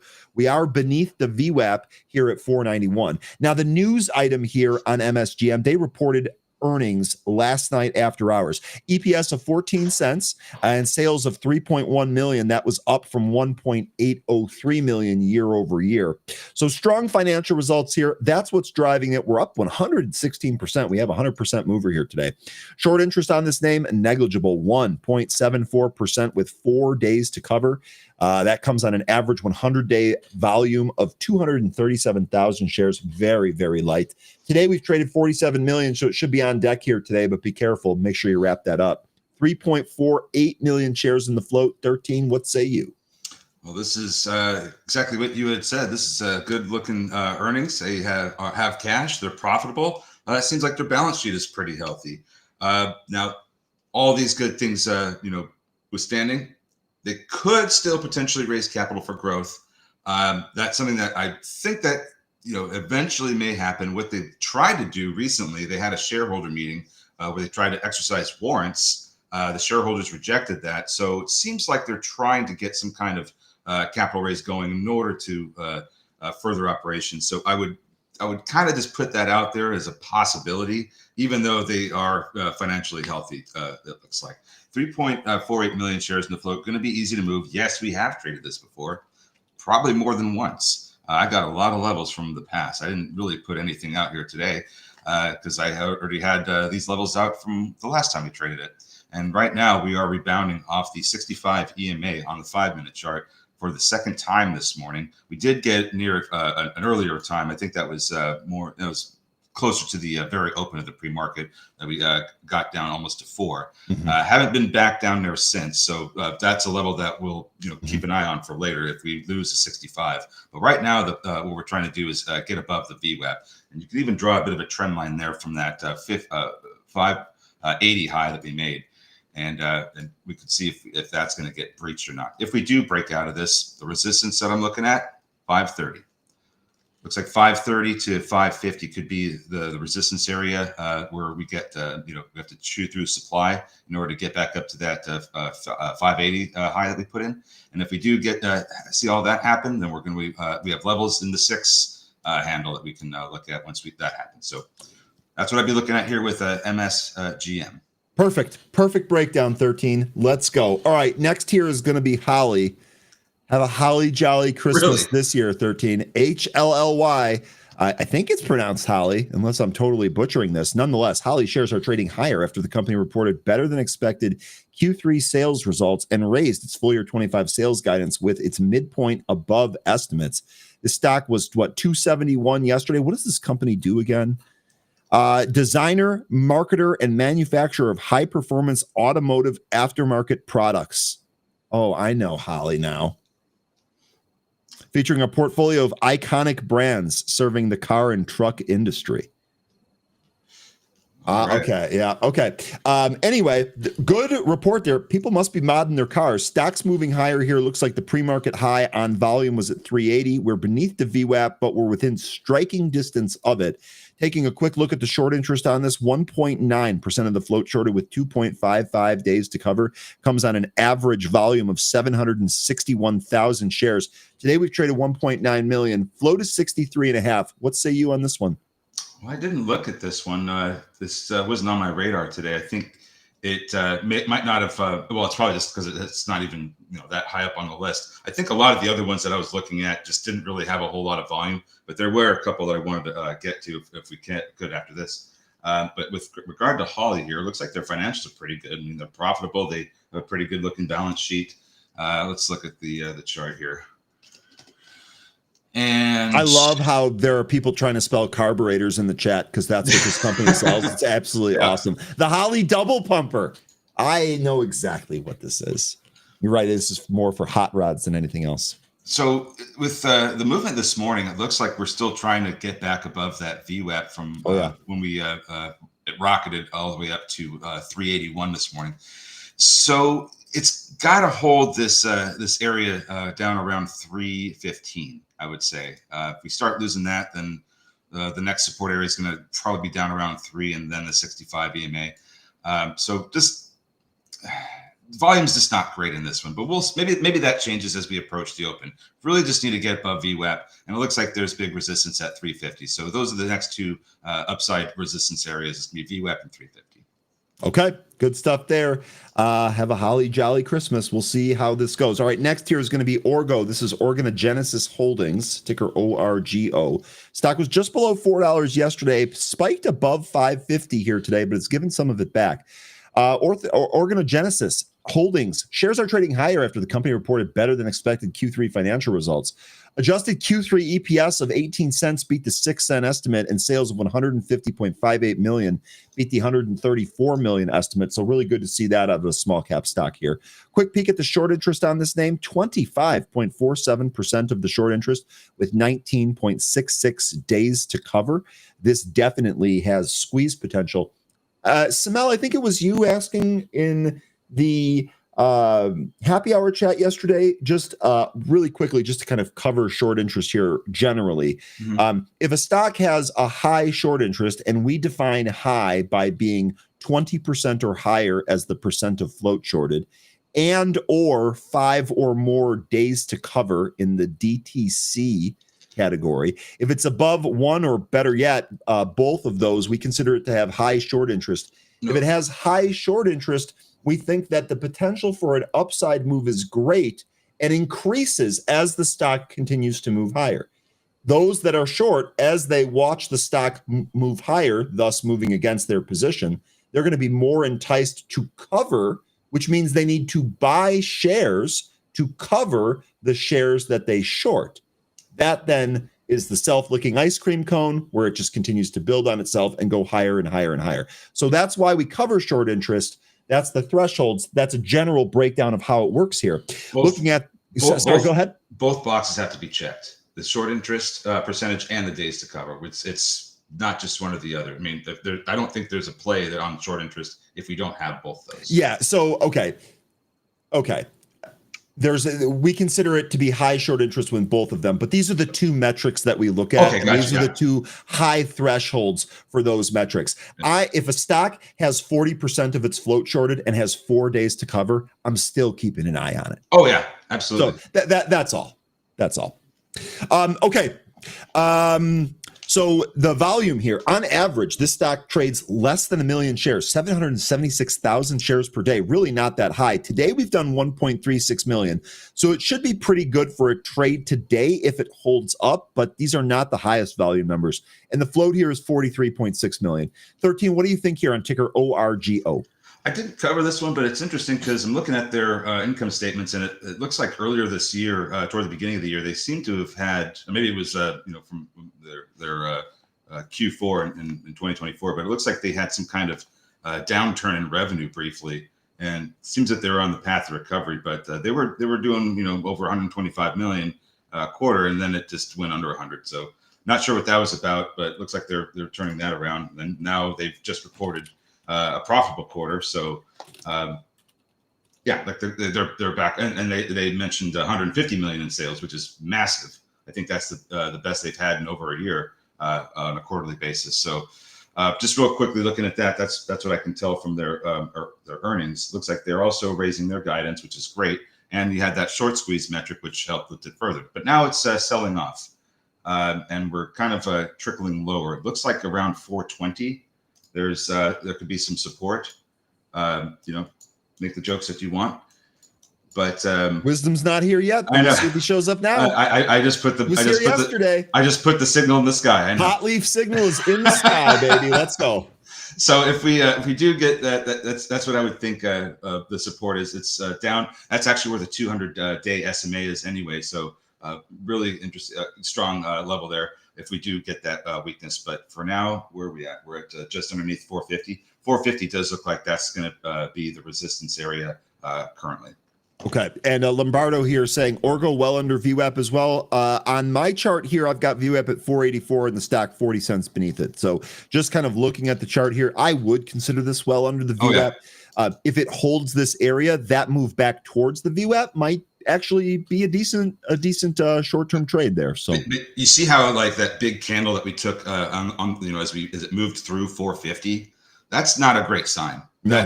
That's sellers kind of giving up that support area. Yeah. So now that area is turned into resistance, and that's the concern I have about the upside for this one. So maybe that changes at the open, maybe it doesn't, but right now 450, big resistance level. Now Harvey here is saying that there's no volume on Orgo. Not entirely correct, but he's making a point here that I think is actually very good. There was one very small period here where there was a lot of volume and the stock pulled massively from its highs. Outside of this area, the volume is actually quite low. So despite me reporting these numbers here, it's actually in the pre-market today already over its average volume. That's good. But when you actually drill down on it, you see that it was really like a 10 or 15 minute period where most of that volume traded, and it's really kind of dried up since then. So Harvey, what we would want to see here for a potential trade is an increase in this volume. And I don't think that's a given. We'll have to wait and see if we do end up getting it or if this remains at kind of a low volume. All right. Well, looks like we had a penny stock that was ripping that entered into dollar territory. So it now appears on my scanner. Oh, this is MetaVia. What's up? Oh, because I was wanted to get into some of these other ones. This one finally getting more volume. This one I almost wrote off because the volume was so low. But now it looks like it finally got that. So all right, let's go for it. Okay, MetaVia presents positive new phase 2A data for one of its drugs in patients with presumed MASH and AASLD, the liver meeting. With presumed MASH at the AASLD, the liver meeting in 2025. So good data here. Stock popped up to 120, lost the VWAP. So far, holding the 9 EMA. We are actually beneath $1. We'll see how this one shakes out. Short interest on this one, pretty negligible, 0.22% with 1 day to cover, so pretty much nothing there. Average 100-day volume for this penny stock is 1.9 million. That's very, very light for a penny stock. Today, we've traded 23.6 million. Float here, 9.24 million. You got any thoughts on this one? They also just reported earnings yesterday after hours. So we do have an update on their financial position. And it looks like currently they have enough of a cash runway for a year. So maybe there's not an immediate need to raise capital here. But this is one that is certainly good. They're phase 2. I haven't looked to see what their pipeline is, but if this is the only drug they're working on and they have other pipelines going on, they're going to need capital for that as well. As far as the technicals go here for this one, with a moment so I can pull this up here. So, so I think that I know why I wasn't looking at this one, because this one fell underneath $1, and I was like, we're probably not going to want to deal with that. So we're looking at it now. It looks like it's just rolling over and coming down to the 200 EMA on the 5-minute, which is actually above the 65. You don't see this too often, but this had a really fast move up to 120, where it found resistance before it came back beneath VWAP, which that value I have at 105. I don't know what you have for VWAP, but 105. Okay, so 105. That's going to VWAP. That's going to be a resistance area if we do turn around at some point. But the momentum here is turning towards the downside. I would look at the 200 and the 65 EMAs as the next areas of support if this 94 level doesn't hold up. Okay, good breakdown there, MTVA. Now you said you had some other ones on the list. Was CGC, Canopy Growth, on that list? No. So the ones that I was looking at, there was one was a penny stock, but there's a reason for that. It was BKYI, and that's because of the ID theme. I only took a quick glance at it because I thought, okay, well, this isn't within a theme that we've talked about. Let's just keep it on our radar, see what it does. I'm not saying we should. Well, look at that. That's what it's doing right now. It looks like testing that one. Looks like it's going for $1. You know what? There's a trend line there too from the peaks. If you do it to the upside, I see it. That might be something to watch for. So I didn't look at this one for the intent of let's try and trade this, but it is in a theme that we looked at. So maybe there is something more here. Just keep an eye on it. There's another one that was I was looking at. Two others. One was JFrog. We can get to that one. But GIFI. The interesting thing about this one, and there's no trade here, it's a takeover. But the interesting thing about this one is that this is one of the ones that when I built my shipbuilder list, this was one that was on it. And it's interesting because it's not really the kind of ship for military vessels. It's more for like light watercraft. But this is a company that's like 15 minutes away from me, and they just got picked up by another Houston company. And I think this could end up. It doesn't matter now. But it's interesting because we are seeing a lot of acquisitions, and it's interesting that a smaller watercraft company just got picked up. And I think it could be more on the drone side of things. So I'll share that watch list later, but I think that it's something that we should still keep a close eye on, because another name on that watch list, HII, Huntington Ingalls, has been doing really well too. So I still think the shipbuilding theme, and even if it's light watercraft for the drone side of things, is still a little bit in play, and we can get to that later. And then finally, of course, JFrog, ticker F. Really quickly before we go to JFrog, this company that bought it, IES Holdings, owns and manages subsidiaries that design and install integrated electrical and technology systems that provide infrastructure products and services, and it has 4 business segments: communication, residential, infrastructure solutions, and commercial and industrial. Mm-hmm. So that's interesting, because that's not even remotely related to shipbuilding. It's like it ends in everything. But if you, when you see the shipbuilding list, it's like, oh, okay. There's a lot of things behind the things. Like when it comes to steel, but it doesn't matter, because like I said, GIFI is getting taken over by this company, and so it doesn't matter. But the point is that they're getting picked up. There's more acquisitions. People are looking around for watercraft and shipbuilding companies. That's the point. Gotcha. Okay.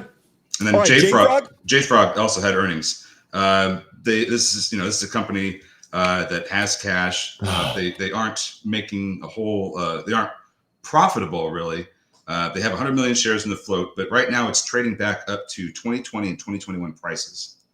So another one that I think is something stock to keep an eye on for a trade if we don't have much of anything else. And we are backing off of the 62.38 high that it put in this morning. But we are getting support from the 57 area, which, I just marked these levels off this morning before I looked at the 5-minute chart. These are all back from 2020 and 2021. 57 looks like that's a support area. So we are turning around. We have recaptured VWAP. We're currently trying to hold above VWAP. I think we may have just lost it. I don't know what you have for VWAP on the 5-minute chart, but we are at an area around, within the 58 handle where we need to push higher from here back into 60 if we're going to see any more upside.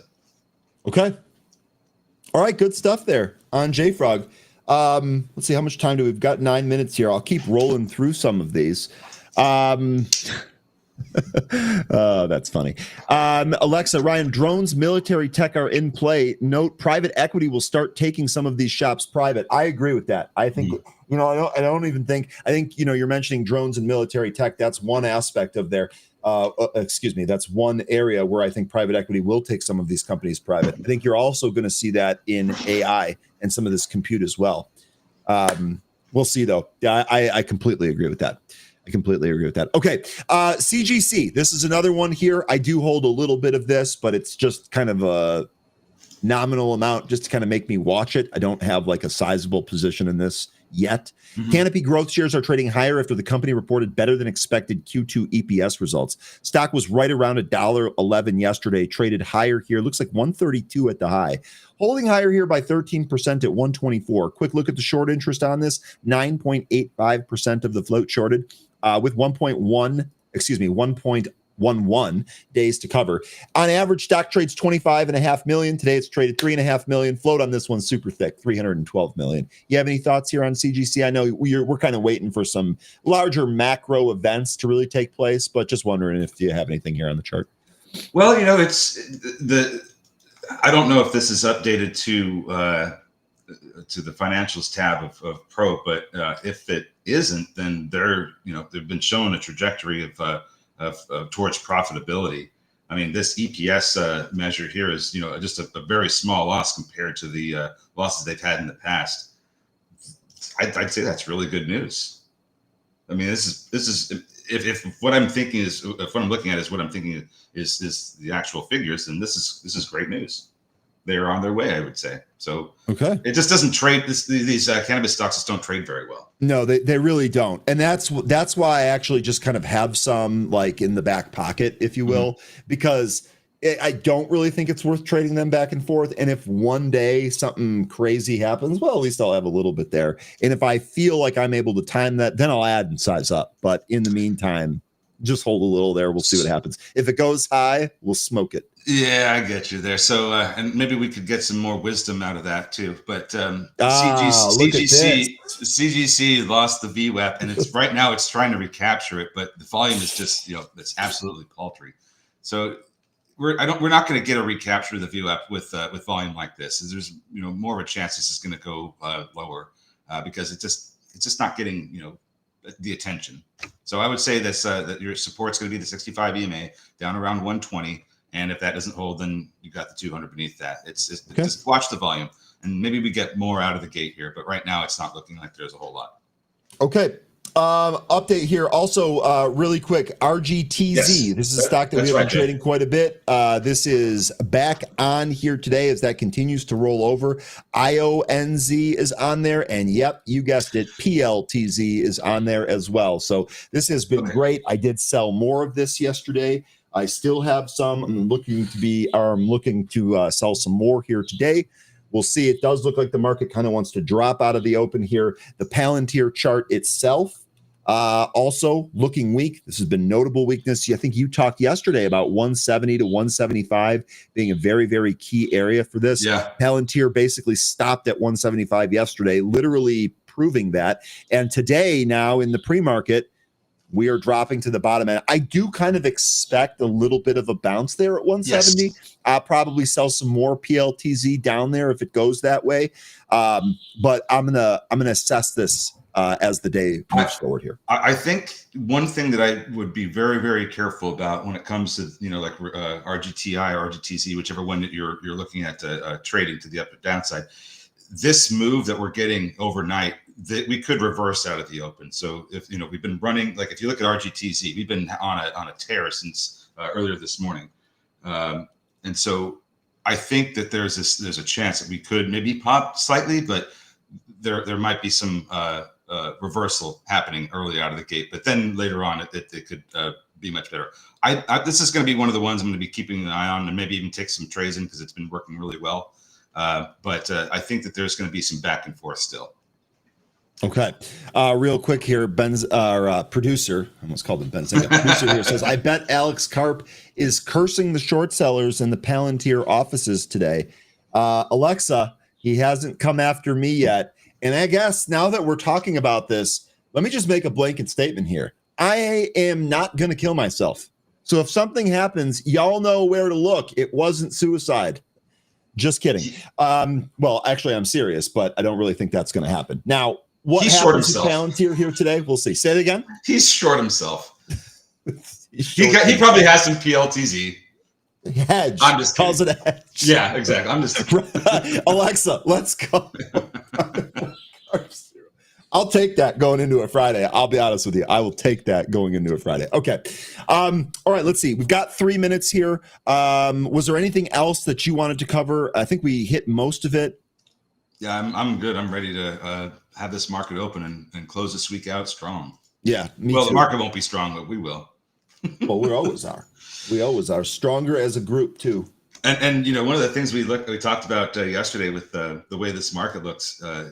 There's a point that we're watching for where the buy the dip isn't going to work, and shout out to Andy for mentioning that and drilling it into our brains, because it's something I've been starting to watch for ever since we got these big moves up, like these gap ups on a daily basis. So I'm just wondering, is this the point where the dip buying is not working? And so far, since the end of August, it hasn't really worked. Has not really worked. I mean, you can ask everybody that was buying on Wednesday the 29th, see if ask them if it's working. I don't think they would say it is. No, and I'll tell you something. It does feel like the buy the dippers are becoming a little bit more hesitant, to be quite honest with you. And I think that the more that builds on itself. Orgo. Sorry to interrupt you. Orgo. Yeah. You're not sorry. Keep going. But keep going. Sorry, not sorry, though. Keep going, but look at that. Keep going. I forgot what I was saying. You ruined it. All right, sorry, not sorry. I had to put that. I had to put that right back on you. Okay, let's see. We are just about to open here. Taking a look at some of the movers here. Open is coming up off the lows. NVTS. Oh man. Ooh. So yeah, about Open. Apparently, they're changing their whole approach to the business that they are. Oh, They're not going to be. Does that change Eric Jackson's price target? Asking for a friend. I don't know. I mean, like, I'm just wondering because, like, one of the headlines I saw, I didn't really look into the open earnings, but the headline that I saw was that they're not going to be, they're going to be some kind of AI technology company instead of a home mortgage, whatever it was that they were doing with real estate. So didn't know if that completely changes their dynamic or not, or anybody else's dynamic. Market don't like it. That's for sure. Oh, they did not. Yeah, and it looks like 560. That's the resistance to get through.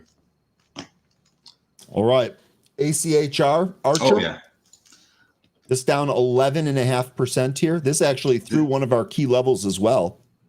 They just had earnings, and Kathy Wood's buying back into it, huh?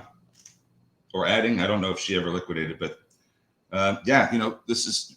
Let's see, we have. Oh, we just opened. We just opened. So we just opened. Casino is open, folks. Real quick on this, and then we'll get to the movers, and then I can get to back to some levels. I mean, it looks like 8 right now is the level for Archer to get back over. But remember, this company is going to only start making a profit once they get their aircraft built and they start fulfilling orders. And that just we haven't gotten there yet. They're still burning capital. So there's just that risk with this one. I think it'll be great one day, but maybe that'll happen next year when we have the Olympics. All right, movers out of the gate here. ORGO, that's still trying to push higher. Looking for the 560 area. It looks like, well, but the pre-market high was 583. Nice move through the VWAP there too. JFrog sinking. It lost support at 57.15. And MTVA looks like that was trying to push up to $1, but got rejected. There's a seller that appears to be walking it down for the moment. Orgo, this thing is on a it is ripping. It moved. I was too slow to get to it. This thing's moving without me, so not in this one. But this is a nice move, and congrats to anyone that was in that. I don't feel bad about interrupting you now. Okay. Oh, well, there you go. At least we got that out of the way. Holly, so shot up to the 360 resistance area. Didn't quite get up to 381. Pulled back beneath VWAP. And RGTZ. This is the caution I was trying to give about this one at the open. Pulled down here, but it is rebounding. So did Palantir, by the way. Yeah, there's just a little bit of caution. Like this thing ran up into the open, so maybe there's some sell off that happens real quick. But I don't expect this to just completely roll over and start going way down. I think Rigetti is still going to come in, but there might be a lot of back and forth. It's one of the reasons why I'm interested in trading this today. Okay. Behold, our real estate expert, Prozansky. I love it. Open. I couldn't figure out what they're trying to do except say AI a lot. Yeah. Buzzword.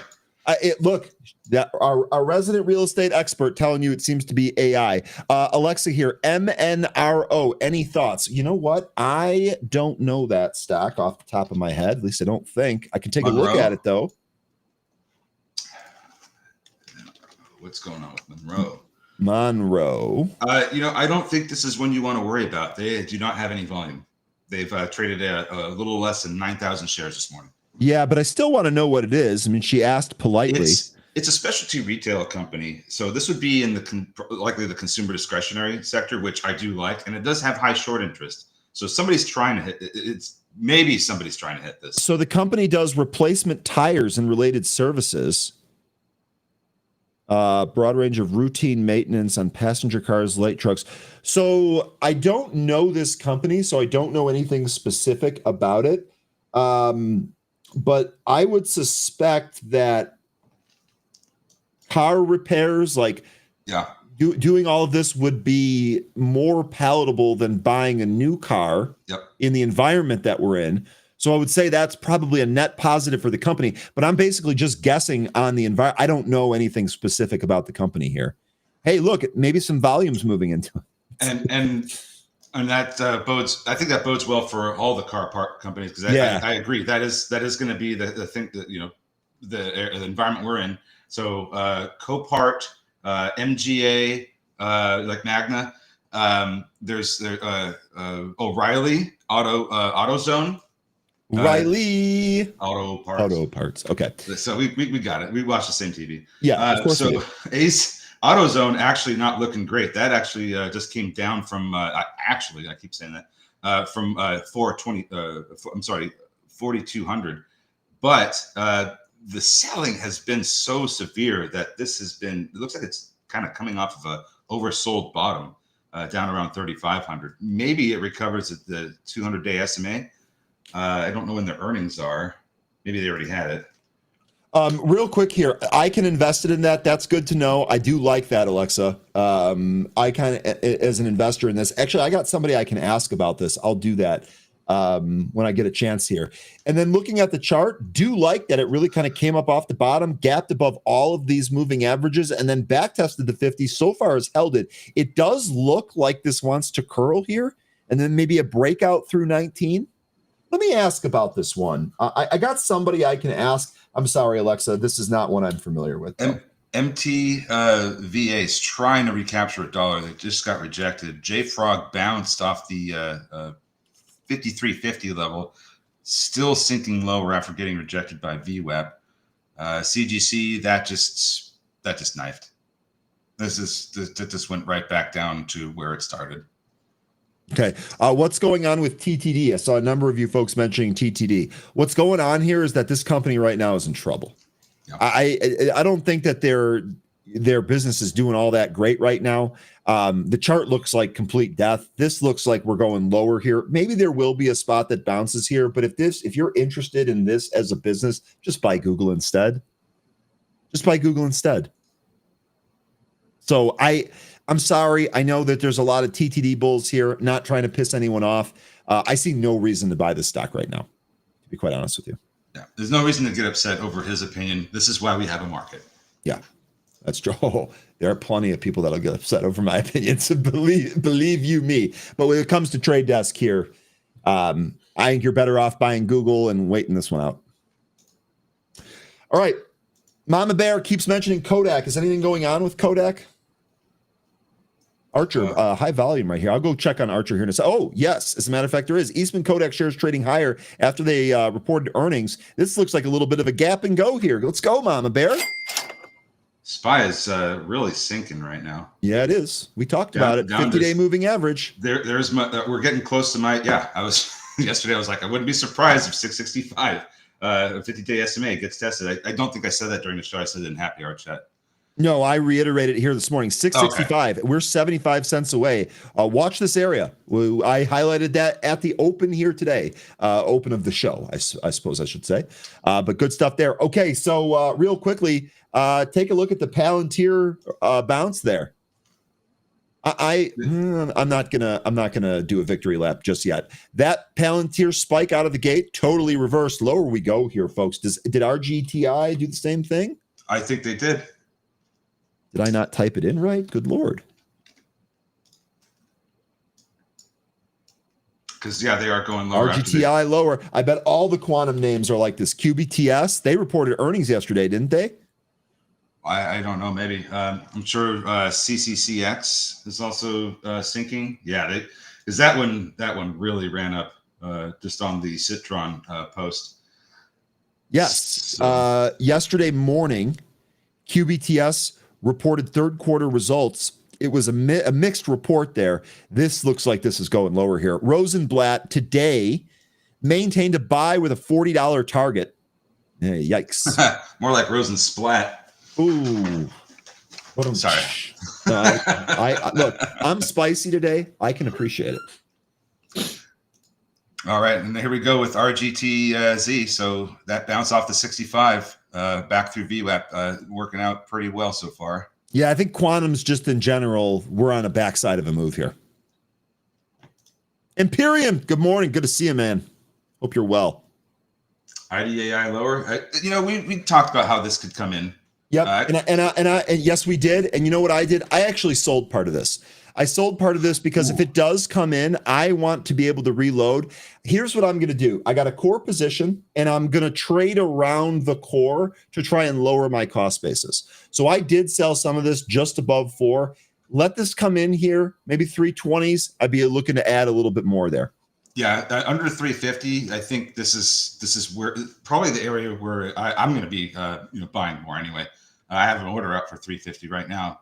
But if it goes even lower than that, I still think it's being discounted. And, it's going to be a long-term hold. Yeah, that's the thing. I think the story here is not, I think it's more of a long-term story, which we're hoping works out. I will say this. Hold on, 13. I did say this the other day on Happy Hour. I don't like the fact that Maxim did this warrant transaction. Maybe I'm wrong about this. Maybe I'm reading into something. Maybe I'm just whistling Dixie. I don't know. I don't like that Maxim did this transaction. And I actually asked Tim Melvin about that, and he had more colorful response than I just gave you here. So you know what? I'm comfortable trading around a core position to try and lower my cost basis. That's what I'm going to keep doing here.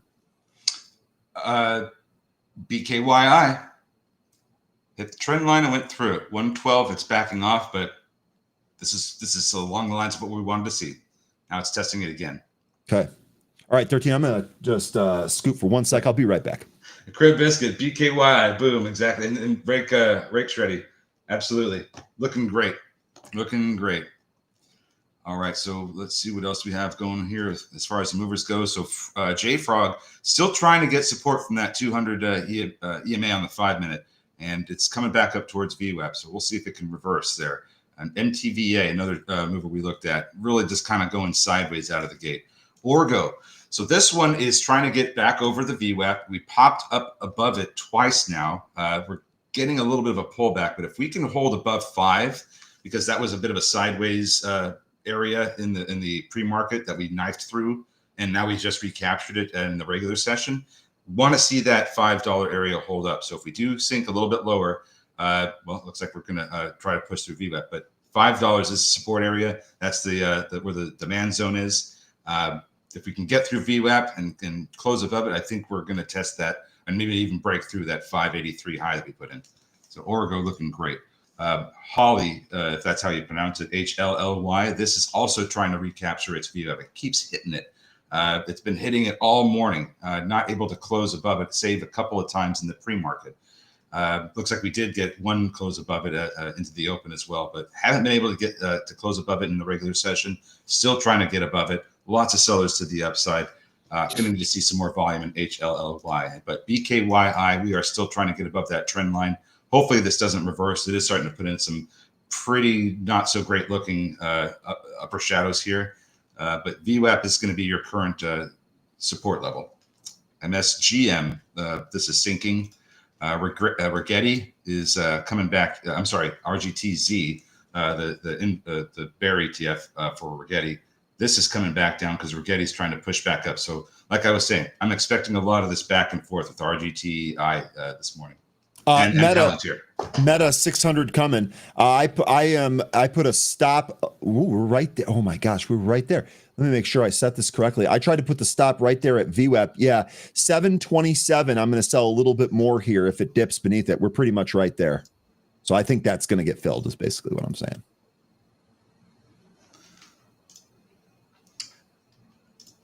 Looks like we're getting a bounce in some of these quantum names. Okay. They were extremely weak, so maybe a bounce in that would be pretty good. Let's see what we got around here. Not an ugly day out of the gate. I really would like for Rigetti to try to fill the gap that it created overnight and then turn around and go lower. That would be great. That'd give you another entry to RGTZ if that happened. Yes, it would. Yes, it would. Yeah, so that's what I would ideally like to see. There's no guarantee that that's what happens because it's still trying to work its way over the 50-day SMA and hold above it. So, that's one thing it's got to do right now, and it might actually go all the way to the top of the sideways channel that I identified from the late September movement. So I'm just going to wait a little bit if we do get some more of this upside in RGTI before I load up on RGTZ. But this is it's going to be back and forth a lot. Did trim a little bit more PLTZ right there. That is a success. What's that? Kevin Robinson mentioning UAMI. UAMI, look at this. This is straight up out of the gate. Straight up out of the gate. So getting support from that 65. No, I'm sorry. No. It's getting support from a trend line, actually. So if you go to a daily chart, you can probably draw this trend line yourself. I would start with the December 9th, 2024 high and draw it through the April 24th, 2025 high, and just keep it going. April 4th, 2025. That's September. Here's July, May, April. Here it is. Boop. Look at that. Yeah, so that's the trend line that I've had there. So we broke through that trend line, and then and when we did, that happened on September 18th, and we broke through it. And ever since then, trend line has been support. Yeah. So one thing I think that's going to end up happening here is we're going to come back up to the 50, which is currently at 809, and we're going to test that. Now we could go a little bit higher, but if you look at this move that we had in September that took us up to those initial highs before we backed off and tested the trend line, that's the area where I'm a little bit concerned about for resistance, and it's right where that 50-day SMA is. So just an area to keep in mind if you're trading this. You might see the price action slow down, maybe even turn around just over 8. Thar here, Wisp mentioning Thar, this ripping out of the open here. I don't see a setup on that, but that is ripping. Open is also trading higher out of the open. Fun day so far. It's not been bad. Tesla actually traded down again, but I'm seeing calls get bought into this. These are calls for next week, it looks like. Archer continues its pounding. Bonjour, smoked tuna. Good to see you again. As always, happy Friday, Tuna. So Archer getting pretty oversold, and it's getting pretty attractive here, but I don't think I want to pick this up quite yet. If I do take a trade on this, I think I would wait until it gets maybe down to 7 or just slightly under it. I do like the 500-day SMA that currently is at 683. I'm liking 590. I've had that. I'm sorry, not 590, 690. And the 500-day SMA is at 683. 690 is the area that I've had out here for a while. It's based off of some price action back from 2021. So I'm looking at 690 as a potential spot here. Just want to see what happens. This thing is really oversold though, and it could become more oversold, but we'll see. I'm waiting on Archer.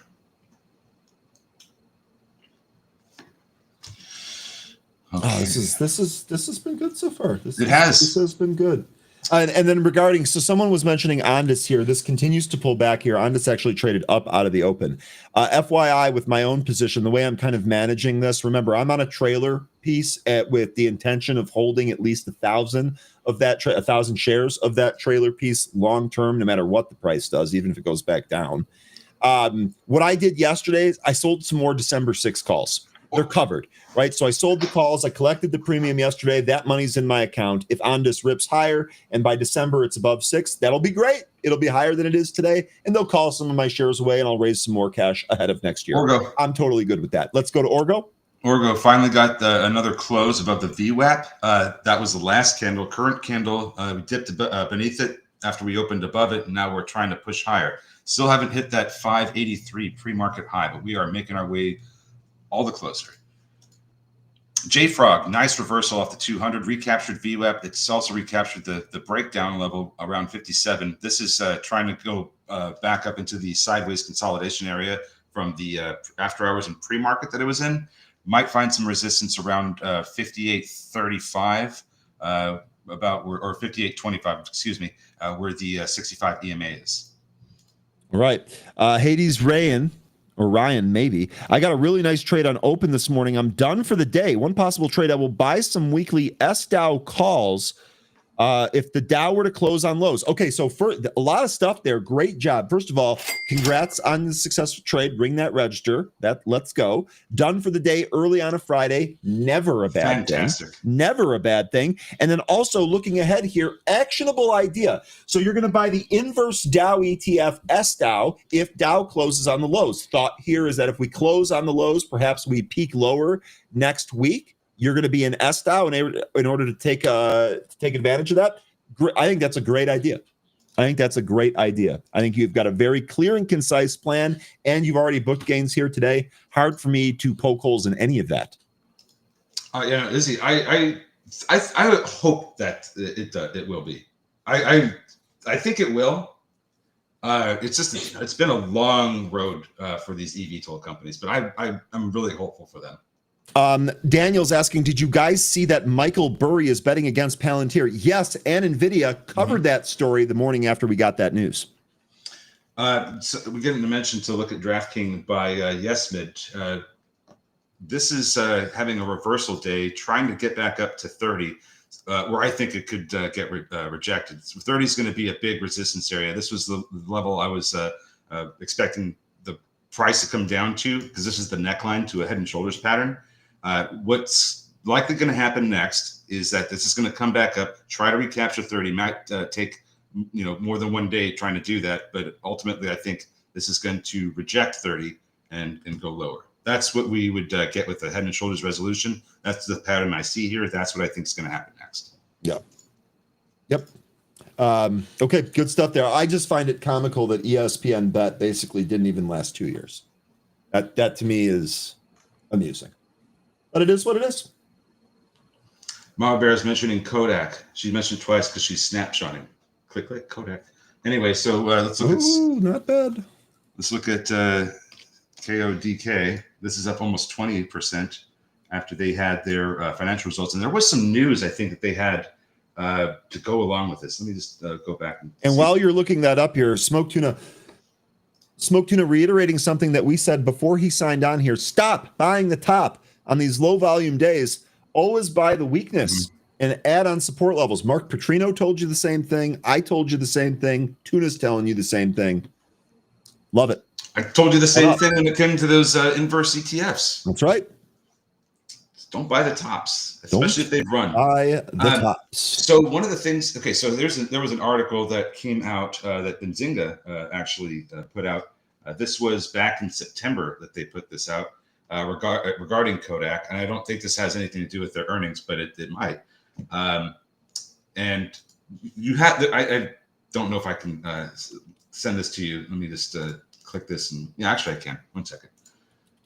Send this off to you, and you can post it. There you are.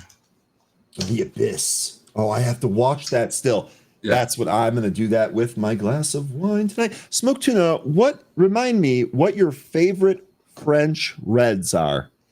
The types. The types. So you want me to just post this article right here in the chat? Got it. Got it. When did I say anything about bankruptcy? Mama Bear, what are you talking about? Habi is asking, are call options a bad idea with tech stocks? Well, here's what I would say about that. If you're buying calls right now, you are attempting to catch the falling knife. All right, because we have not confirmed any bottom. We've not turned around. Remember, if you go back to what Mark was saying earlier when we had him on, he prefers to not try to catch the bottom or the top, rather wait for it to confirm its move and then capture some of the movement. So I would turn that around. It depends what your plan is. If it bounces, could it work? Yes, it could. But what's your plan in case it doesn't work? No, Mama Bear. This is not about bankruptcy or anything like that. Nothing about had to do with that. This was regarding something that's probably more bullish for Kodak. I sent it to Ryan. He just posted it. It's regarding a new process, a new chemical process. He posted it. Just go ahead and check that out. It's from September. So not regarding the anything has to do with bankruptcy. Didn't mention that at all. All right. BKYI, still waiting for this thing to, okay, you know what? Actually, I'm looking at it right now. We might get another new high print. It's over $1. It's making its way up towards 120. It's cleared the trend line again. Let's see if we can close over this trend line for the first time this morning. That's ORGO. You're all right, Mama Bear. Don't worry. What? Oh, no, I'm just saying. Okay, I know. I'm trying. It's my own fault. It's a me thing. It's me, it's not you. It's me.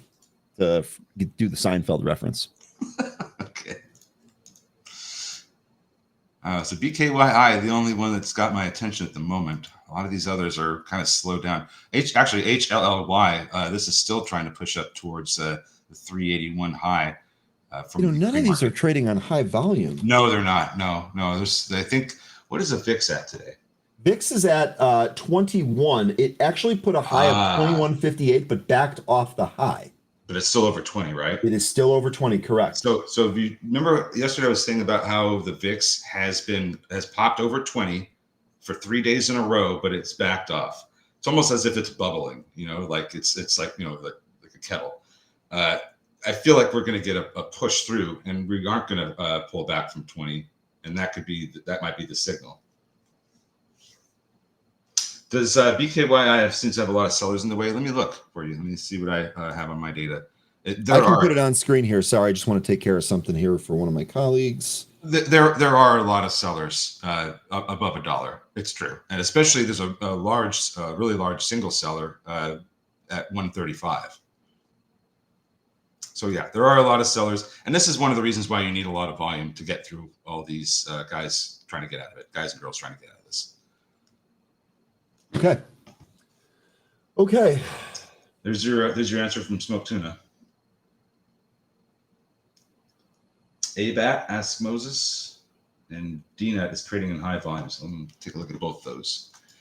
A BAT, American Battery Technology. So a little bit of a rebound because it seems like it was coming down to a support area, a support that was previously resistance. Still beneath the 50-day SMA, so I'm not sure how much of a reversal we're going to get. What does the financials on this company look like? So still loses money. They're going to have to, unless they had some kind of earnings or are having earnings soon, or had some kind of capital raise from now until the next time they have earnings. I think they're going to have to raise some more money. Nice movement today. I think it's just a rebound on the weakness that it's had recently. I think I'd be concerned about how much higher this is actually going to be able to go. And it looks like that 50-day SMA is going to be a problem. That's just my opinion. I could be wrong about that, but it's just, I think you're just getting a rebound from it being so oversold.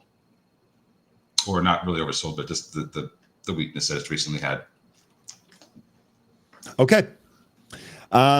Yeah, we will rebound. Thank you, Tuna, by the way. Thank you for that. I will look into that. I'm starting to discover some of these other reds that I really, really like the Barolo from Italy, which is the king of wines. Smoke Tuna, are you talking, you call the loading zone on MSAG, or do you mean MSGM? I think he means MSGM, and I think that loading zone was near the 200 EMA. Oh.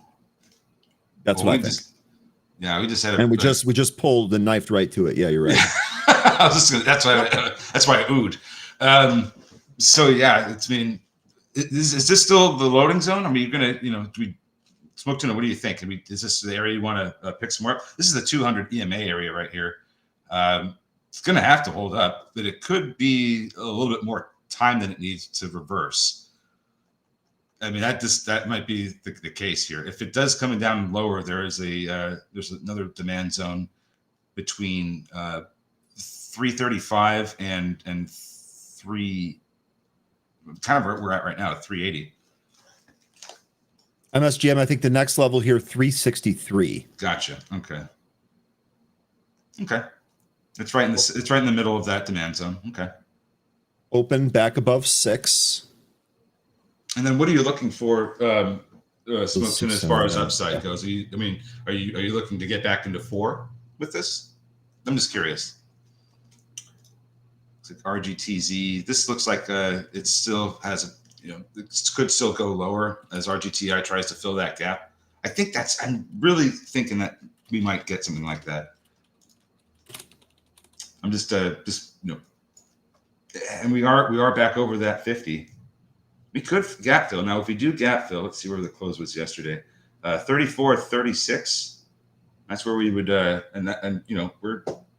less than $1 away. We could certainly gap fill. Archer, this chart might be curling up to recapture 8, and then we have that trend line at 865. I think that's not out of the question here.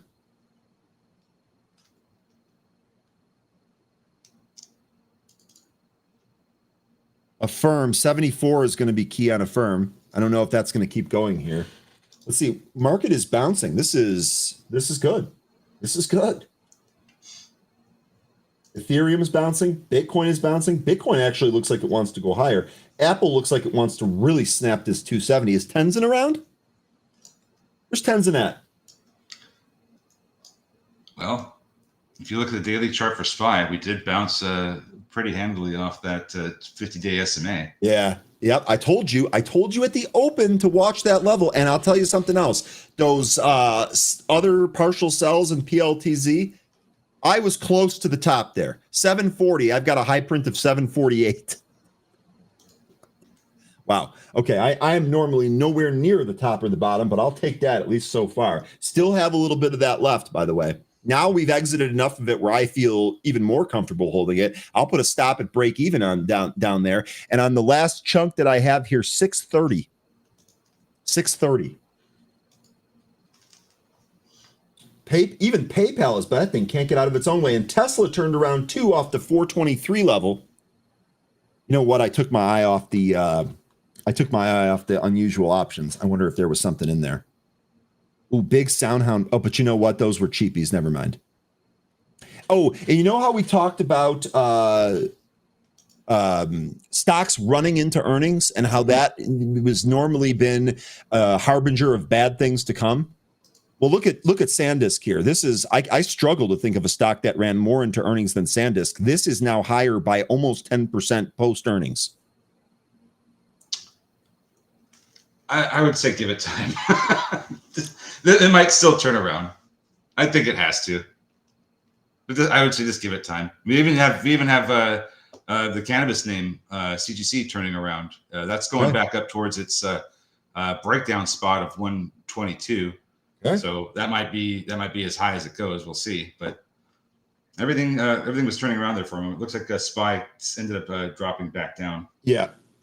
Yeah, and actually it couldn't take out the this S1 pivot. So if we're talking a little bit more about pivot points recently, I use Person's pivots, which is a study that comes in Thinkorswim. It gives you the actual pivot point and then a S1 and S2, which is support 1 and support 2, and then R1 and R2. We basically just lost support 1, bounced to try and recapture it, couldn't recapture it, and now rolling over from that. It's the same on the NASDAQ. Oh geez. So now it's moving. YOU. Oh, Clear Secure after that, after it shook everyone out from the earnings beat. Yeah. Oh man, this is hilarious. Now it's moving though, up 8%. And what else looks good? It's great that BKYI is still holding VWAP, but it's starting to look a little weak. HLLY, it's still going after that 381 high. Got to get through 365, 360. And I'm in a great mood. Every time you say Holly, I keep thinking in my head, Holly Jolly Christmas, and I could not be more excited about that. You, Amy? That's still going up? Yeah, it's still approaching that level that we talked about earlier. So I'm still a little concerned about what's going to happen when it gets to the 50-day SMA.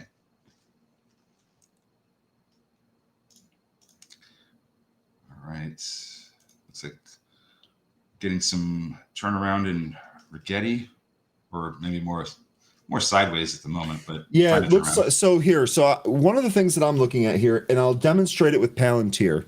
So we had the opening move higher, impulse move. Then we pulled back down, held the area. Then we tried to bounce again. Now what have we done? Yep, we've set up a series of lower highs.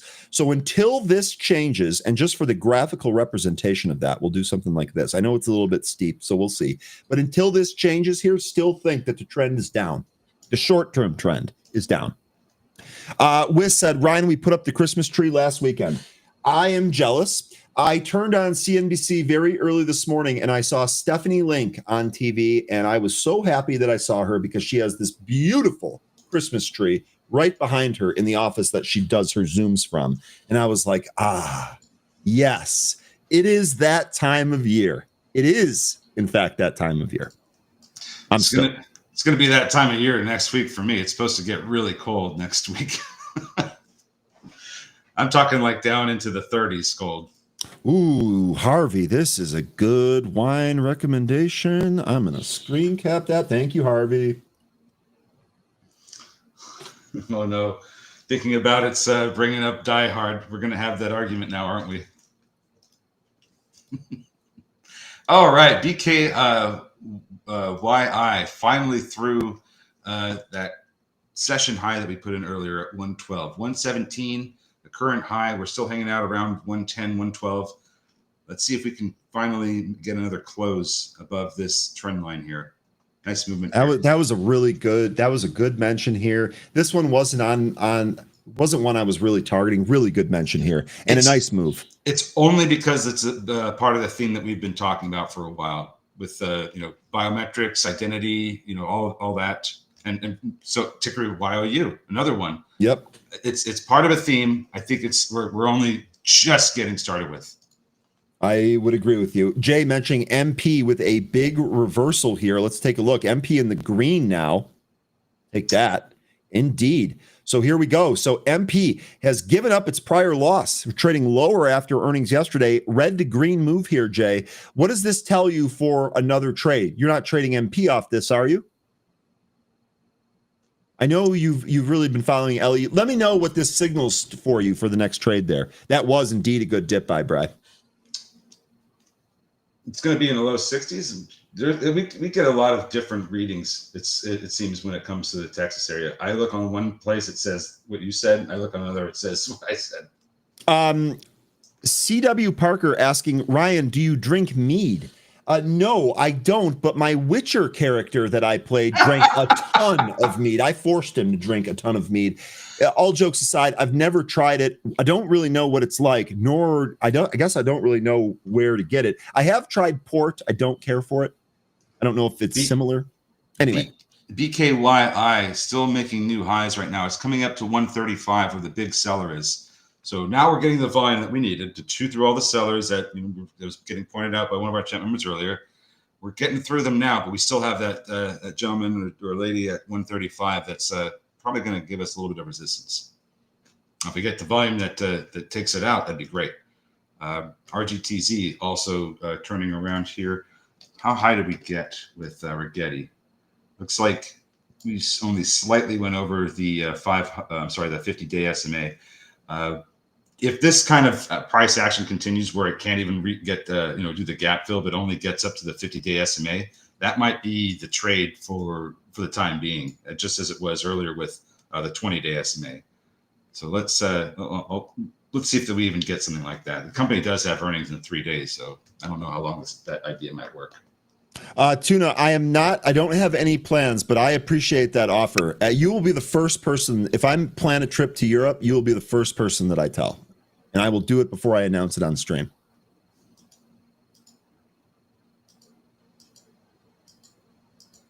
Thinking about it, says mead is an alcoholic beverage made by fermenting honey, water, and yeast. It's sometimes called honey wine. Okay, I think I have to try it. Next support I see on AXON. Well, let's take a look. Yeah, and I'll actually go to a big chart for that. That's a good question. I do want to take a look at that. Let's do that right now. Well, it seems like hold on. Let's get the actual print here. It's going to be around 540. I just can't decide if it's going to be 540 or 545. And then right beneath that, you have another sideways area marked off where the 500-day SMA kind of hangs out. It's a little less than 500. The thing is that this thing is really oversold. So I have to think that some kind of reversal might be coming at some point soon. Maybe it'll be on some kind of news, but I think that that 540, if we're going to make some lower prints than what we did a couple of days ago, if we're going lower than that, I would think 540 to 545 would be the support area. I think a date with 500, not terrible. No, probably not. It's just that this thing is already really oversold. We did get a bounce the day that we did get this gap down. but I feel like this is going to continue to trickle lower and lose that support area that it got a couple days ago around 562. Really quickly here, Palantir did test the bottom end of the range that we talked about, 170. I have the low print of the day at 170.5, but the stock price is rolling over as we speak back towards that level. At the same time, the VIX looks like it might retry that 2158 high. So interesting setup here. Still looking pretty good. PLTZ. Let me go back to the main workspace here. It was good stuff there on Axon. Body cams. Yeah, that I don't think this one's done, but it would be nice. Actually, I do kind of like the idea of it coming down to the 500. I just don't know that it's going to do that very quickly. We'll see. Frozen King says, Ryan, go to the Texas Renaissance Fair and get drunk on mead. I mean, I suppose I could do that. The fair maidens may not like it if I end up doing that because I may be a little saucy. And do I have to dress up if I go to a Renaissance fair? Because that's probably not palatable either. Dressed up like a pirate. Arg. Y'all thought I was joking about being spicy today. Y'all thought I was joking. Nope. Yeah, MSGM smoke tone. It does look like it's about to come down to around, what is this, maybe about 365? We kind of just went down there a moment ago. Tuna, didn't you say 360 or 363 or something was the load zone? Ryan, you'd be so fun at a Renaissance fair. I've thought about it before. I'm not surprised. I would have I try to make everything into a good time, though. That's just how I'm wired. I can't help it. Oh, I have to clean the house today? We're going to turn this into a game, and we're going to make it fun. Meanwhile, people around me are like, you're an effing idiot. Smiling is the way to go, folks. I make no apologies for it. Zero. All right. Let's see. Tesla here is continuing its bounce. I'm not seeing any clear definitive direction from the options, though. They seem to be kind of all over the place. The same is true for NVIDIA. Nothing here totally notable. Oh, you know what? I beg your pardon. Tesla, 447.5 calls, 3,000 of them bought. Traders spent $2.8 million on that. These expire next week. 447.5. And it looks like an upside call by 2.8 million in premium used for that Tesla. That across the wire there just now. Hey, Shady, that's actually an interesting topic we can talk about here since it's a little bit slow and there's if nothing else is going on at the moment. What's the top two Christmas movies you've got on your playlist this year, folks? Oh, that's an easy one for me. We did this last time. It's Home Alone and Die Hard. That's an easy one. In fact, I noticed that the channel Freeform plays Home Alone and Home Alone 2 pretty much like every other day from November 1st to January 1st. And so I'm sure that I will watch Home Alone and Home Alone 2 multiple times this year. Yeah, Home Alone's always going to be... Oh, God, somebody already mentioned Mariah Carey. Home Alone's going to be one for sure. My son already said that's classic Christmas movie. And this is a 13-year-old kid. He's in the butter zone for watching that movie. Does he have micro machines? Have you ever tripped on a micro machines? Oh, we have plenty of Legos in our house. Don't worry, I've got some pretty tough feet now. Okay, yeah. And then the other one, it's not going to be Die Hard, even though that's a fun movie to watch. It's going to probably be Elf because I know my wife loves that movie. It's got a lot of one-liners too. BKYI is the wild one today. It has been pretty good. I like it when perfect. Another new high, 129 in BKYI now, and still not above the 135. But that's I think going to be the big seller to get through because that's the only big seller I see right now. Jay, I'm wondering that too. Jay's asking about seller exhaustion, and he's looking at some of the most sold names happen to be up here today. Maybe that's the case, Jay. The one thing, though, is like, I wonder if that feeling dissipates by the end of the day ahead of the weekend. Take care, Line. Yeah, take care of yourself, Line. Like, I don't know if we continue a bounce of some of the exhausted names throughout the session into the close here. And the bounce in the market that we're seeing right now, still not back above that support pivot. So a rollover here still in the cards. Trend is still down.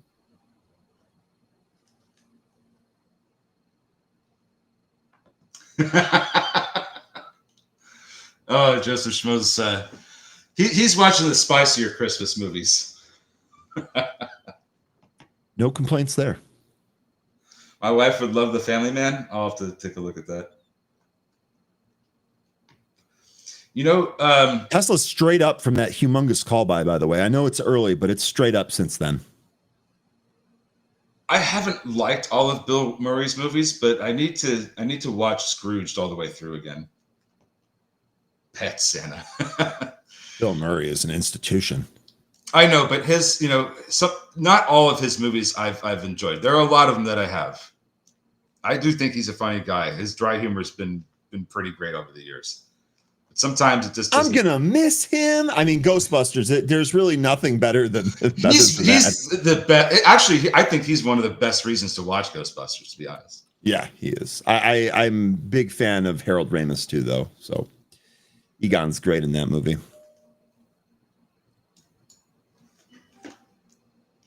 Izzy, you said you sent me something. I don't see it in my mentions. Apple at the highs. Wow, 271. And we don't have 10s in here. And Bitcoin. So Bitcoin held 100K again. Ethereum following it. And Palantir held 170. I'll tell you what, that 170 to 175 area, crispy. And it held.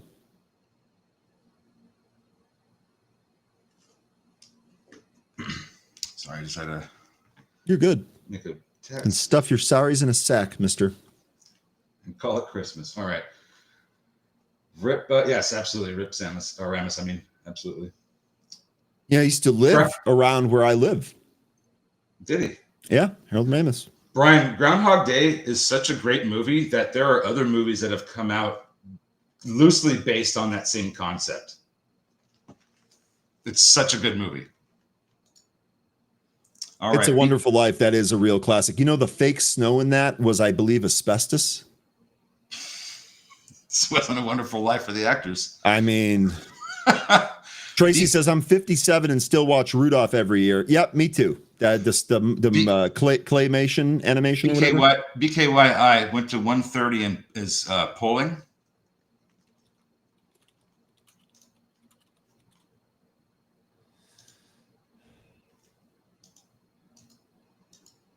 You said BKYI is pulling. Holly actually looks like that's going to keep going up too. The double pumper going.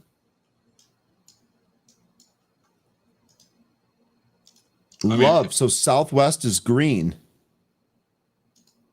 Oh, they were getting hammered. I mean, is there any talk of potentially reopening the government? Yeah, there was. Schumer the other day after the elections said all of a sudden he has urgency to end his own shutdown. So that was a couple of days ago. I would imagine that probably wouldn't gain any steam until we get into the weekend. And it's interestingly enough, as far as the trade goes here, part of me wonders if airlines actually would make a pretty good short-term quick bounce trade if we get that, because of all of the things that I see like out when I'm like talking to people or what I see on TV, the biggest complaints seem to be about the airports. I have a hard time believing that some of these airlines wouldn't pop further if that's resolved. Yeah, we're still getting some more recovery here in SPY. At least it's trying. We've been kind of, trying to get back above this area around 667 since we lost it. This is an area where we put in an all-time high, and then the next day a slightly higher all-time high. I wonder. Okay, so, no, that's just never mind. I thought somebody was mentioning in one of our chats that Alex Karp was going to be on CNBC, but he was yesterday. I believe. Was it yesterday or the day before? It might have been the day before. Yeah, he was on a lot recently. Yeah, I thought he was talking about soon, so never mind.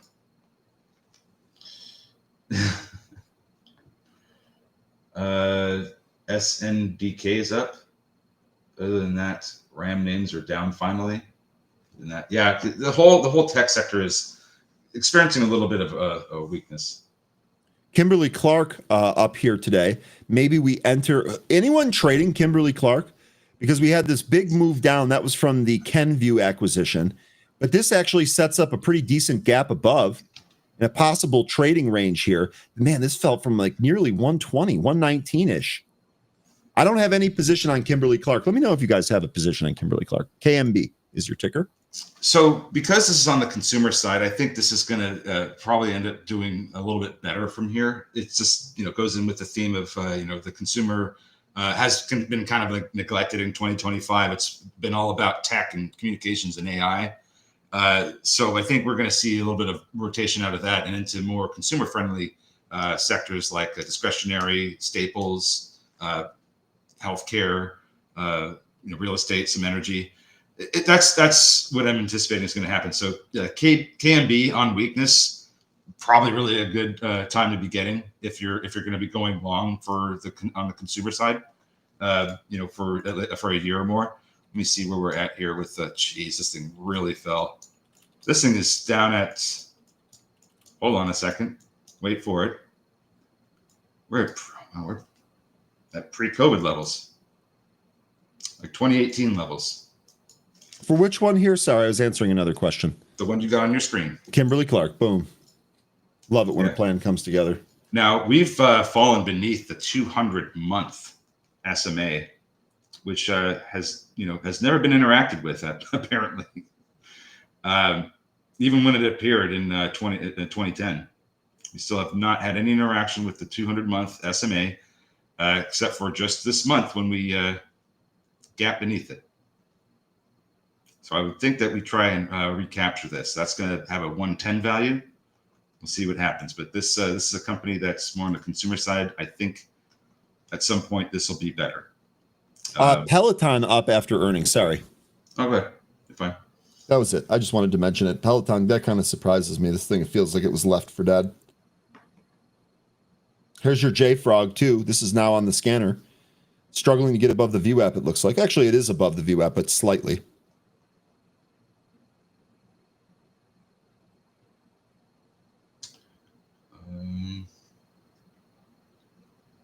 Yeah. Peloton and earnings. Yeah, that's what I'm laughing at. That's a good joke. Peloton earnings, great joke, Ryan. Oh, that's good. Oh my God, Izzy, is that your tree? I'm retweeting that just because it puts me in the right mood. Smoke Tuna, you're saying Holly, HLLY, will knife before a move? Maybe it's the volume just isn't looking too good. It's been having a hard time getting above 365. We'll see. I mean, right here. Okay, there it is. It just went over 365. Were we going to see 381? Or is this where maybe it knives?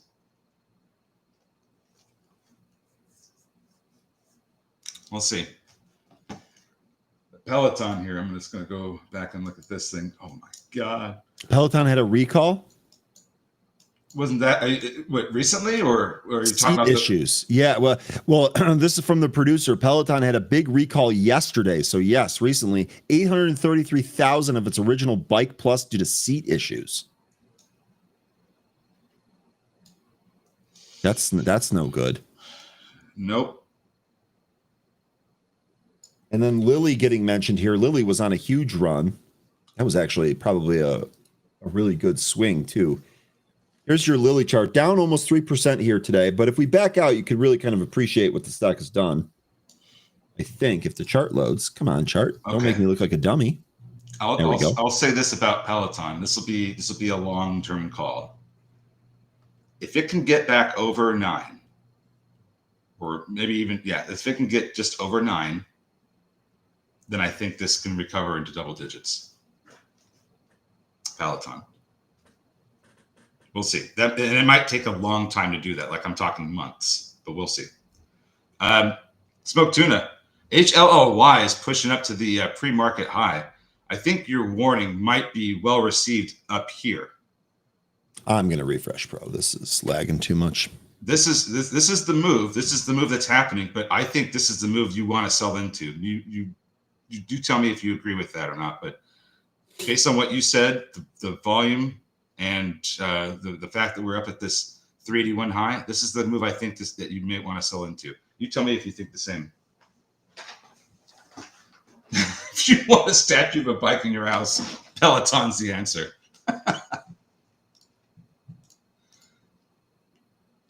JFrog is still trying to recapture the 65 EMA. It tried it once and didn't get it earlier. Now it's back up here trying again. SQQQ.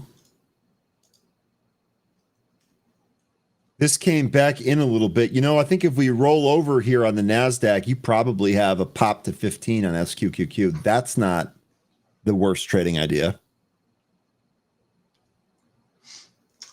Thanks, Bob, for the mention on ORGO, because this just pushed through the session highs and it's making its way towards the pre-market high of 583. Not quite there yet, but I think this is probably another one that you want to sell into, another move you want to sell into. Looks like somebody already has the idea. There was a seller that just tried to move it down after it hit 570. And there's another seller walking it down. He's getting chewed up too. What was the huge drone news there, Izzy? I do see that the drone stocks are popping here, or at least Ondas is. I guess I could check DPro too. Oh my. Why am I locked? Oh, there we go. I was like, what? Here, let's see. What is that drone news? Let's see if I can grab it. I should probably put Squawk on again, huh? Might not be bad. No, that was from Wednesday. Where would that be? Maybe SPY. We got Michigan consumer sentiment. That might. Yeah. So whoever was asking about the government opening, we also got senior congressman, senior congressional correspondent for Fox posts on X. Trump says he'll give the Democrats a chance to vote again later today. So we'll see if that. I would actually watch the result of that. Market's probably going to be closed by the time they do that vote. But for all of you that are saying, hey, maybe it opens, it looks like you can get another chance here today. I still don't see that drone specific news. Maybe I'm just looking in the wrong spot. Katos may be a good one, but you know what? That's what I should do. That's what I should have done. Let me go back here real quick. And I do see the volume popping on this here for sure. Probably popping some of the other ones as well. Katos popping on that as well. That actually red to green move here. Still don't see the news. What was it, Izzy? Oh, here we go. U.S. Army to buy at least 1 million drones in the next 2 to 3 years. Okay. So wow. U.S. Army to buy at least 1 million drones in the next 2 to 3 years. Army Secretary Driscoll tells Reuters that the U.S. Army to acquire anywhere from 500,000 to 1 million drones annually in years to follow. AV is being attributed as the stock to that story, but very clearly, as Izzy mentioned, that is huge drone news, and that is affecting the entire segment. Maybe this marks the bottom of the sell-off for Ondas. Joe, Donkey Kong had a big sell-off, so I think we're just getting a bit of a rebound here. Now, I still am pretty skeptical of this being able to recapture 30. You can see in the pre-market yesterday, it tried to get through $30 and it was rejected, and it just went south from there. I think this next test up here, because we're coming back up to 30. I'm not particularly confident that we're going to be able to continue to close or even get above 30. Even if we do get above 30, I don't think we're going to see multiple closes. 30 represents a rejection area to me. So I think even with this upside movement, we're just getting a back test of that neckline of the head and shoulders pattern. I still think we go lower. That's my opinion. Glenn here. Glenn. I remember this. I tell you what. Your levels on some of these smaller stocks here have been exceptional, and that again showing here on Ondas. Congrats on your buy, Izzy. Nice job there on UMAC. And you know what, Izzy? Really good mention for throwing that news there in the chat too. You get a 1-up for that. Also, Chewbacca's love.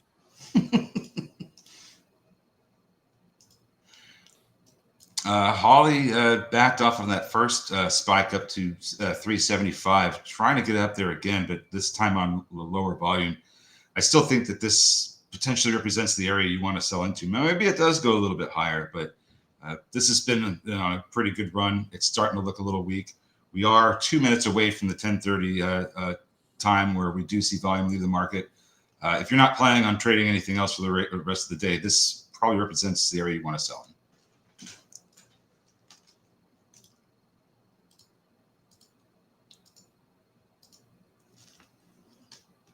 He does love Kodak. He's loved it ever since 2020 when he first talked about it.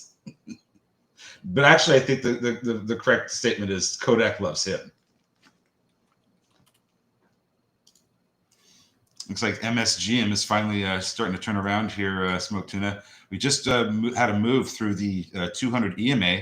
MACD looks like this is trying to turn around here. I think if we can get back above 4, that VWAP is going to be the spot to watch for.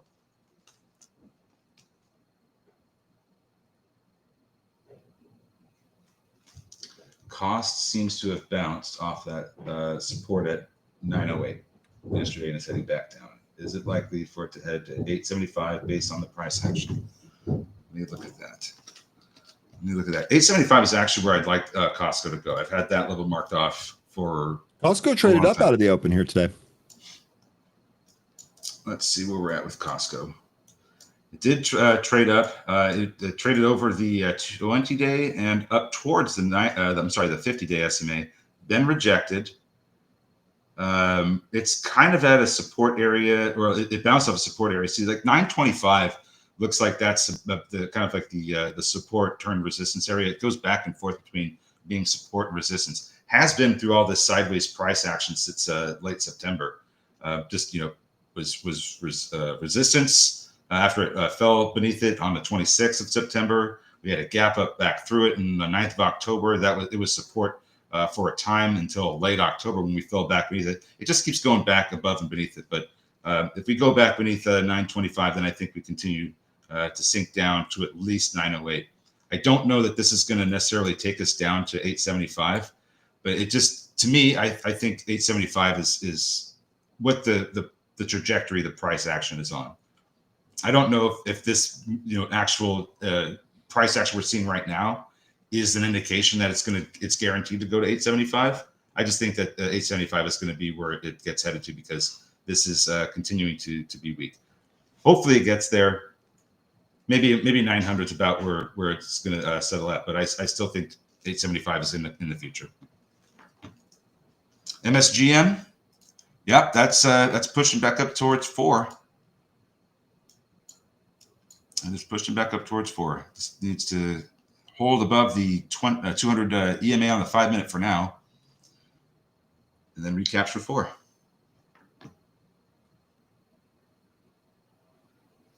On 390 looks to be that next spot, MSGM. How low do we think Duolingo is going to go? I'm in no hurry to buy that one. I covered my thoughts on that one yesterday. The thought is people just aren't going to be using it when they have an easier method. You got other. Yeah. I feel like I feel like their product is going to see less revenue when a large part of people that need to learn languages can just get by using some of the AI translate features. Maybe I'll be wrong about that, but to me that just seems. I know you actually have a kid that you're trying to get to learn and use it, so you're using it for the right purpose. I don't know.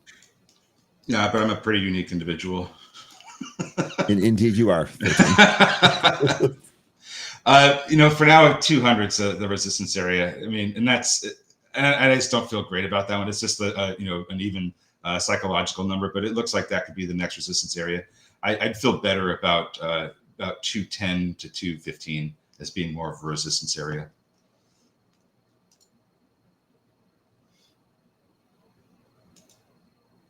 Okay. Well, look at this with Holly. It's still pushing higher. We are almost at that 381 high. Still think it's worth selling into this, though.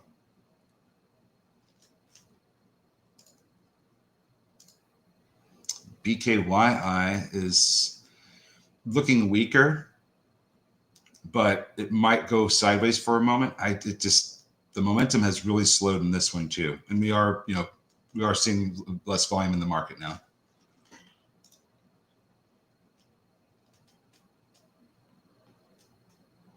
And what else is looking good? JFrog still, it's getting over that 65 EMA. It might have a little bit more trouble around 59 though. BKYI, that just do something as soon as I looked it off the screen. Oh, maybe it is. Yeah, it looks like it's trying to go towards those highs. Maybe it is. Big B's asking, will Elon rescue those Chinese astronauts? I didn't read into that. I was going to say, you probably have more information on this than I do. Apparently, some Chinese astronauts are stranded. I haven't read into the story yet, but yes, that appears to be what is currently the issue at the Chinese space station, that the return vehicle is damaged. So kind of like a similar situation that, I say similar as if we had a damaged vehicle, but I think Boeing was just not sure it was going to work to the specification that was safe enough for the astronauts to operate. I think this one's more confirmed that this one is not working, just straight up not working. Okay, I don't know what's going to happen with that. I hope it does happen. I'll say this: it doesn't really matter where the astronauts are from, China, America, Russia, or otherwise. Frankly, astronauts do an extremely important thing that is very personal to me, and I hope that somebody can help find a way to get those folks back. We do not want any human being lost in space. No, we don't.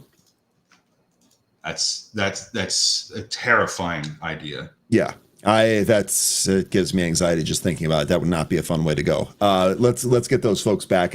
You know what? Maybe I'll read into that a little bit too. I saw the headline yesterday, but I was watching a really crummy football game and I was tired, so I just went to sleep. JFrog still above 65 EMA. I'm not expecting big moves out of this one, but because of it is a slow mover with the size of the float it has, but it is a little bit better of a company. It's got a lot of money. Still, provided a pretty good trade today off that 200 EMA bounce. You got $4 out of it.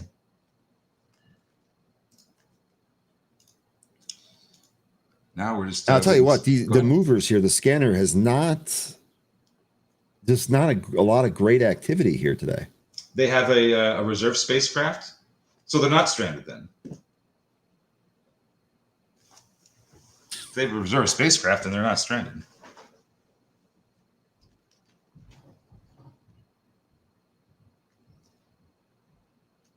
BE thinking about buying dip. XLE. What's going on with XLE? That's an ETF I've had forever.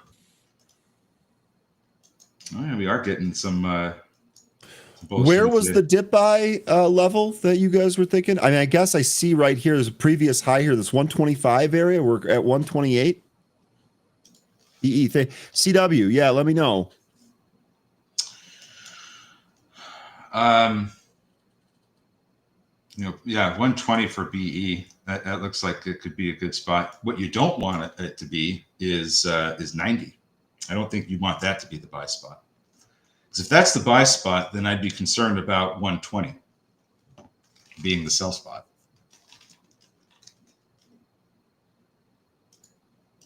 MSGM, boy, it looked like that was going to try and curl, and there's no bueno yet. Volume also compressing again, so that's not what we want. AREC looking good here today, says Tuna. Indeed, that is straight up today. Yeah, 125. So CW, that spot makes a lot of sense. And then you have that gap, 122 to 113. So your stop's probably ahead of that gap, no? So pretty much the highs from the 15th of October. That's the area you're looking for to go along. Okay.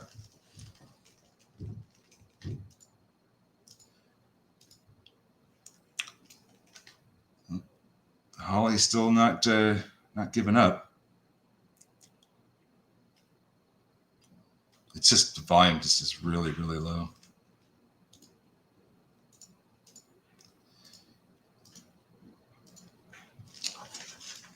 Anything that you're seeing that looks interesting? I feel like I'm not doing a good job because of it, to be quite honest with you. I'm like looking around for anything that could constitute a setup. By the way, Anne Marie was asking if there are any stocks that you folks want to take take a look at for a potential options trade. I suggested some of the ones that we were talking about already, but would be open to some more of those. Okay, take a look at Palantir here, 169 breakdown coming. So to me, with Palantir, we discussed this yesterday. 170 to 175 seems to be that area. So if we do break 170, I think we probably move pretty good to the downside. Here's what it looks like on Palantir. I could actually adjust this trend line now. We're still in that downtrend. I have sold a little bit more PLTZ here today, still have a little bit. So if we get another whoosh down, we'll probably close that. MSGM pull. Boy, that was... Well, actually, it went down to the buy area. Right to 360, But pretty quick, too. We'll see if there's any support here. I mean, it's down at this supply. I'm sorry, not supply. This demand zone from the after hours. So if it's going to reverse, it'd probably have to be here. But if we lose this level, then there's 315. But I wouldn't feel great about that.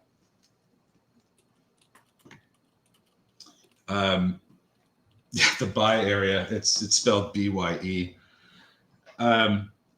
Tyson might be an interesting one to look at for options. That recently reversed off of the what is this? The 2-year low. Seems like 93. I'm sorry, not 93. 53 is a resistance area. So that might be an interesting one.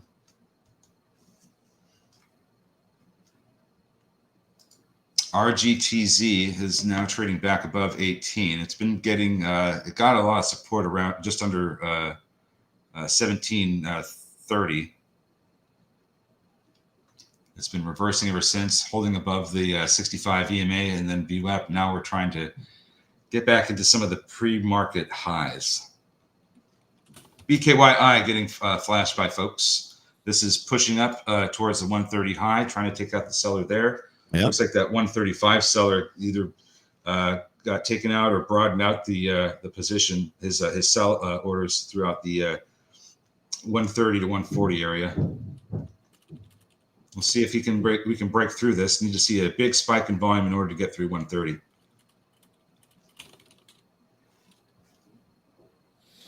It could get nuts at some point. Maybe later. Radar. Yeah, keep it on your radar. Maybe later. Maybe later it does.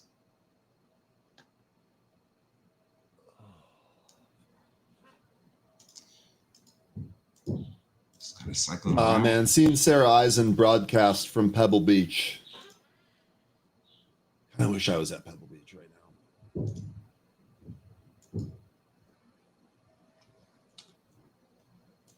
Yeah, sorry, I'm just looking around for something. It's not your fault, 13. It looks kind of deadish out there. Yeah, I know it's not my fault. I didn't take this market down. Just, seeing what Holly's going to do, if it's going to push through this 381 or if it's going to back off of it. It's continuing to hit it. Still has some sellers in the way up to 4. Volume is starting to decrease a little bit. MSGM, this looks like this could be, if it loses that level I mentioned, that 350, this could be it. This could be done. Maybe it's going to shake folks out of 350 and then turn around. We'll see. Holly picked up, so that didn't break down, huh? Did that end up going above its spot? No. Still right there. Okay. Yeah. It's the area that I said probably best to sell into. We're not too much higher than that area, and it's starting to top out. Volume is starting to go, be a little bit lower. Either a big spike in volume is coming, or we're going to sell. Zach says, "Start talking about food." LOL. Yeah, there you go. Oh man,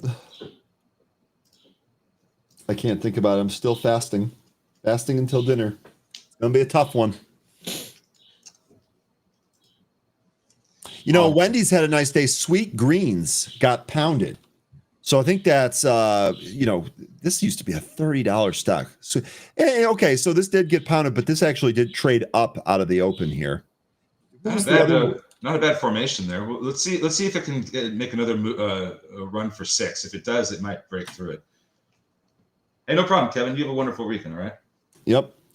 Dude, if you don't follow Kevin on Twitter, you should. Kevin will send me I'll literally be in my own sports fantasy land over the weekend, and Kevin will send me a news story, and it'll snap me back to what's going on with the world. So shout out to you, Kev. Appreciate it.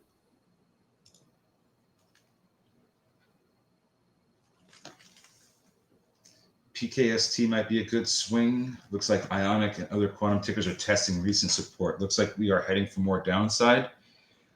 Probably when it comes to the quantum names. Yeah, I think we could be headed for some more downside. Now, if the government shutdown ends and we start getting data that maybe suggests that there's a rate cut for December that's back on, they might be good again. But I think we're getting way too ahead of ourselves if that's the plan we want to go with.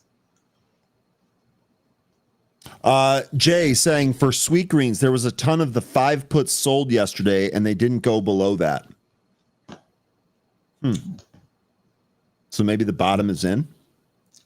So the bears are hibernating. BKYI still trying to get through that 130. So far, the biggest zone right now that has the most sellers.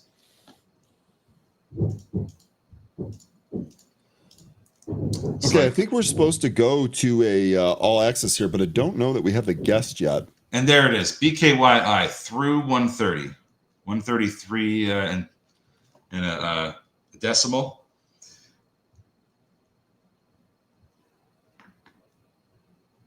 SPY could be headed to 657, maybe. Here, we can review the SPY chart. We talked about this one earlier here. Here's a quick look at the SPY chart. So we're beneath the 50. So I think we said next here, probably this area, 653.5. Oh, we are through that 50-day SMA now. Pretty tough. Let's see where we close, though, 13. Let's see if we close beneath that 50-day. Well, let's look for potential reversal areas. The earliest one that I have right now is going to be 663. This, when we got this knife, this big, well, it's more of a broadsword, really, on October 10th. The trying to get back up was, in the way was 663. And then when we got above it, that became a little bit more of a support area. But once we finally, started closing above it, we had a gap up. 663 next support area. Not a great one, not a real strong one, but I think it's the next one. And then after that, you have this area between 660 and 661.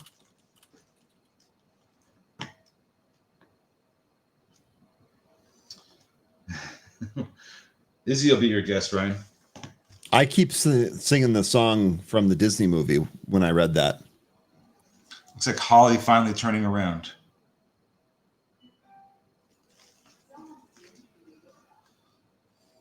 Chewy actually having a decent day here today too. What does the Chewy daily look like? Maybe a bounce on Chewy from this level.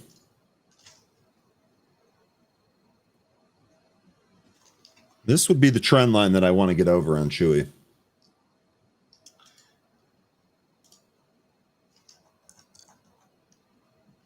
And BKYI still trying to push a little bit higher. It's got some buyers at 128 that might prevent it from going lower.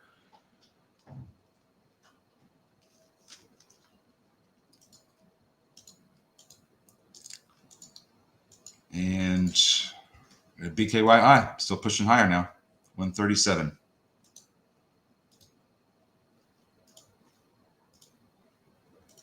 All right, let me go back to BKY. That's really the only thing I see here. This is a good mention. This one did go, and the trend line we had identified in the pre-market prior to the open. So it's part of that. IBM CEO saying right now, I think bubble fears are overblown.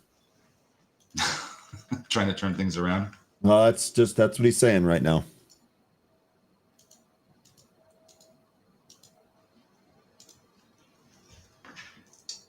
SONM, keep on your radar. Look at this one, see what it's doing. It doesn't look like it's doing nothing. There must be some news attached to this. Looks like MSGM trying to turn around off of that 350 area, because I think that's the breakdown spot if we don't get the support here.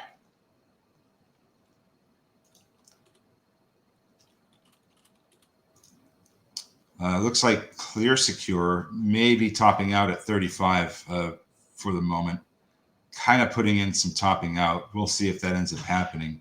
If it starts to lose the VWAP, then yeah, I think this may come into at least 33.5.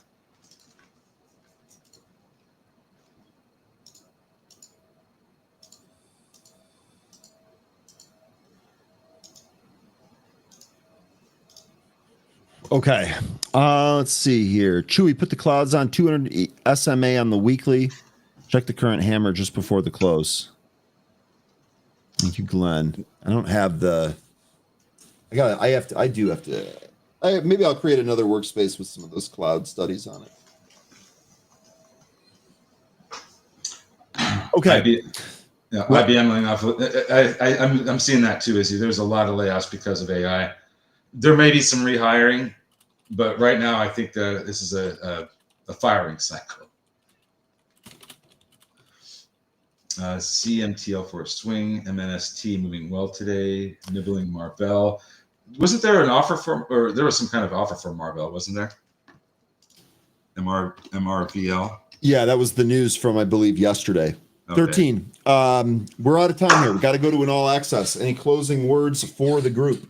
Another fun week with y'all. It was a It was a week with more downside, but that's fine because it created a lot of great trades for us. Hopefully, we'll get some more price action like that sets up some more trades. We can make some more money, have a great time. But folks, you have a wonderful weekend. I'm going to take off. Have a great time with Emery and everybody else. I'll see you later. Goodbye. All right, don't forget, it's always impossible to have meetings with tortoises, 13, because they always circle back. You have yourself a good one. We'll see you next week. All right, folks, we are going to be moving over to an all access right now. Producer, take it away. Hey, Zingers, and welcome to All Access. I've got a wonderful guest for you today. It's Armando Benitez, the Chief Data Analytics Officer and Head of AI at BMO Capital Markets. He's joining us for an exclusive talk today. All Access starts right now.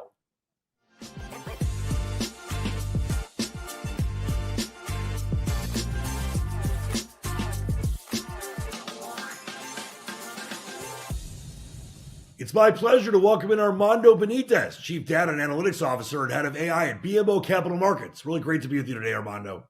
Yeah, thank you, Dan. Very excited to be here.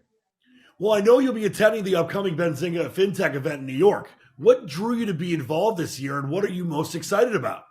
Yeah, well, one of the things I'm excited about is how the agenda is very well focused on AI and how that is going to help us deliver real-world impact, not just ideas or tests.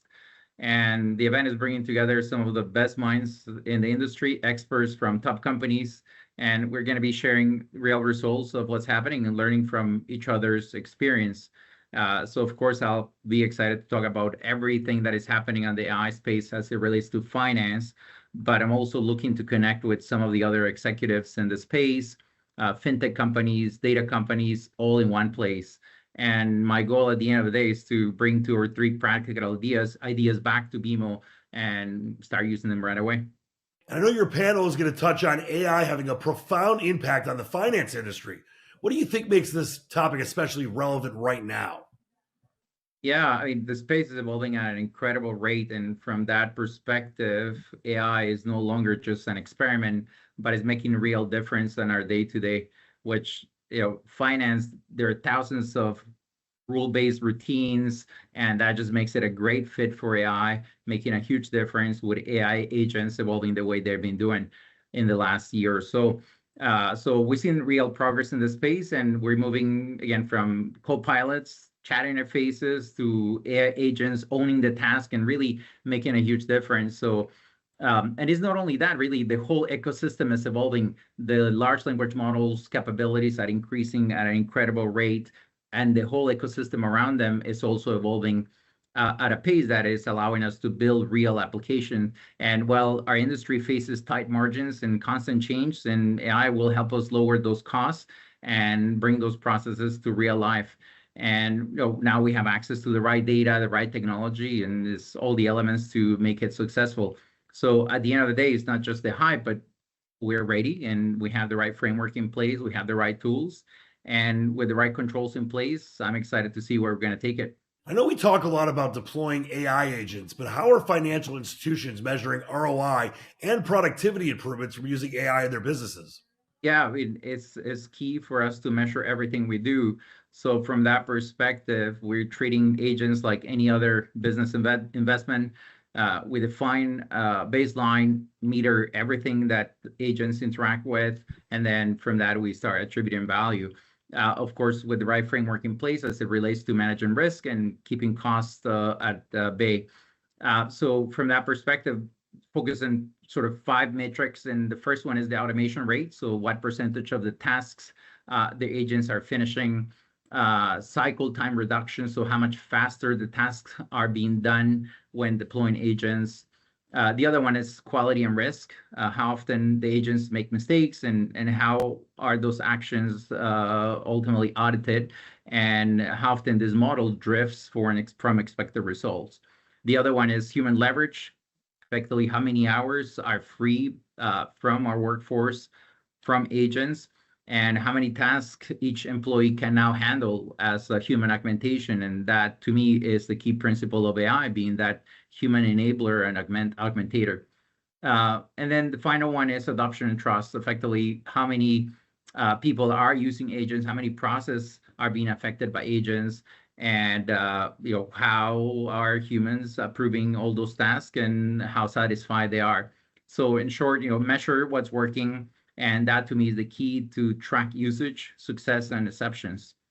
When it comes to agentic AI in finance, what would you say are the biggest risks or concerns you believe stakeholders have today? Yeah, one we spend quite a bit of time thinking about, and the real risk isn't the agent itself, but is just letting it operate without the proper oversight. And so we, as risk managers, that is key for everything we do. So having the clear boundaries and supervision as part of that agentic framework is key. And so, agents should do only what they are supposed to be doing when they're allowed to be doing, and that comes by defining clear rules and what those tasks are, how often they are executed, and in which areas.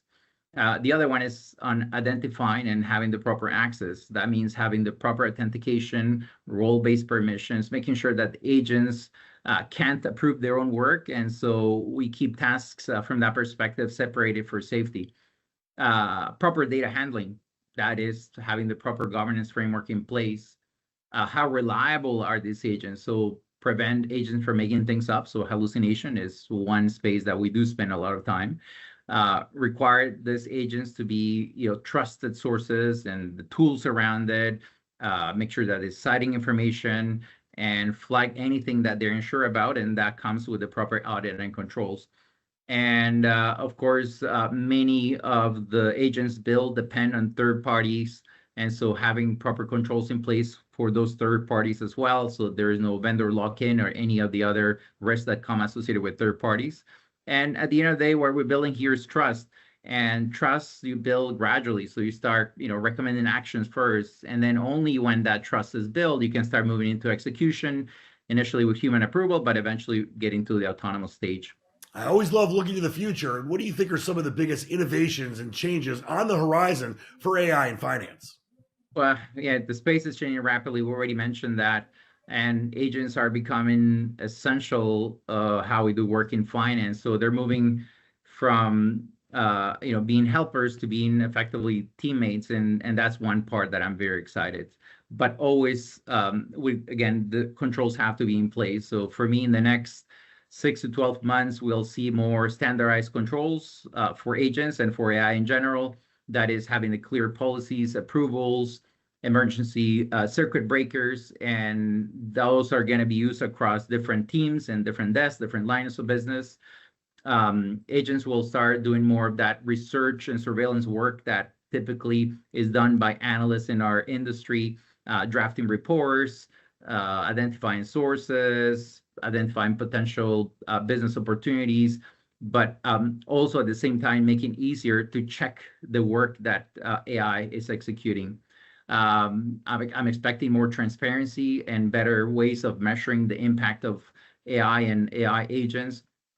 Eventually, we're going to get to the point where we're going to have digital twins, which you can think of it as agents that can simulate particular scenarios, whether they're financial scenarios or different business scenarios. And that is going to help us do simulations that are going to help us decide what is the real call at the end of the day. And so agents will work together with bankers, would help us prep for meetings, follow up on tasks, and ultimately serve our clients better. So very excited for what's coming. Last one for you, and thanks so much for your time. Look forward to seeing you next week in New York. And I wonder if you could have the audience remember one message from your talk. What would it be? I'll keep it short. Start small, measure everything you do, and have the proper governance framework in place. And that is, if you cannot measure and audit it, then just don't automate. But I'm very excited to what's coming. The future is bright. Well, it was an absolute pleasure talking with you today, Armando. Thank you so much for your time. I look forward to seeing you next week in New York. Yeah, my pleasure. Thank you. That was the Chief Data and Analytics Officer and Head of AI at BMO Capital Markets, Armando Benitez. He will be participating in the AI and Finance, How Autonomous Agents Are Changing Financial Services panel next week at Benzinga's FinTech Conference in New York City. And that's all for today, my fine citizens. I'm Dan Leach saying keep your feet on the ground and keep reaching for the stars. Thanks so much for watching and have a great day, everybody. All right. That is the one and only Dan Leach. And let's bring him on. I just want to talk to him real quick. Dan, first of all, happy Friday. I loved in the interview there that you said you like to look into the future. Of course, as soon as I heard that, all I thought is, I can see like an eagle. Well, I can fly like an eagle. By the way, I heard you talking about one of our favorite happy places, Pebble Beach. You know that I've arranged for the Benzinga copter to come get you and I. We're going over there. We're going to play a quick round of 18 and then back in time for dinner, sushi.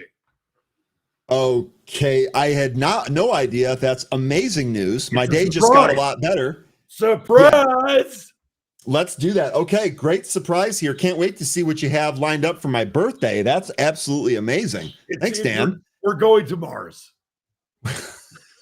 Okay, that escalated awfully quickly. Dan, real quick, before we go over to Anne-Marie here, you got any football picks for this weekend? I do. And listen, I've been thinking about this. Obviously, last week I told everyone about the Bills. That was my play of the week. But I got one going against the Sharps. But I mean, I always try to go against the public. But another one that I think is a real great sharp play. First off, the Ravens. They're still the favorite to win the division as a sub 500 team. They still have a great chance to actually get to the Super Bowl. They have like the 7th best odds overall in the futures market. And they're playing a Minnesota team that I know just beat my Lions, but I just don't trust Minnesota. Too inconsistent. I love J.J. McCarthy in the future, but not this game. I think Derrick Henry runs all over the Minnesota defense. It's a weird spread. It's 4.5. Take the Ravens, quote them nevermore. I think they win by a touchdown or more. And then I'm really intrigued by your Bears and the G-Men. I think that your Bears with Caleb Williams and DeAndre Swift will rely on, and the weapons he's got there, and my man Ben Johnson, that I know you're very grateful for, I think they win that game by 10.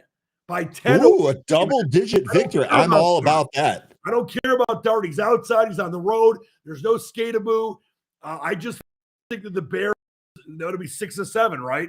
I think the Bears, man, and the weather's not going to be great. It's perfect for Chicago. I think the Bears win that game by 10 or more.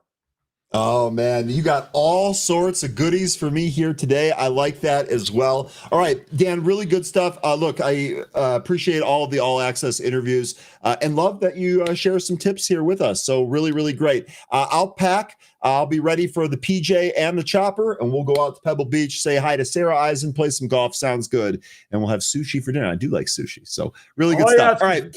I just want you to buy the Arnold Palmers. That's it. Because I'm 14 years sober. So just buy me some Arnold Palmers. That's all you got to do. Yeah, no problem. I'll be honest with you. Unless I'm playing really poorly, I don't drink on the golf course either because it ruins what I'm trying to do. So I got you, Dan. No problem. You do have a great weekend. Good luck on your picks. We'll follow up with you next week for some more juicy All Access content and maybe some picks as well. Thank you. Don't forget, next week, Benzinga FinTech on Monday. We got it covered like a glove. So lots of good stuff happening, my friend. Always great. I can't wait to see the clips come out from that. Have a good one, Dan. Enjoy your weekend. You as well. All right, that is Dan Leach, the one and only Dan Leach, and his departure leaves room for Anne Marie. Let's check in with her. Anne Marie, how you doing today? I'm doing great. I just can't believe that Dan used a Casey Kasem close and you didn't even catch that.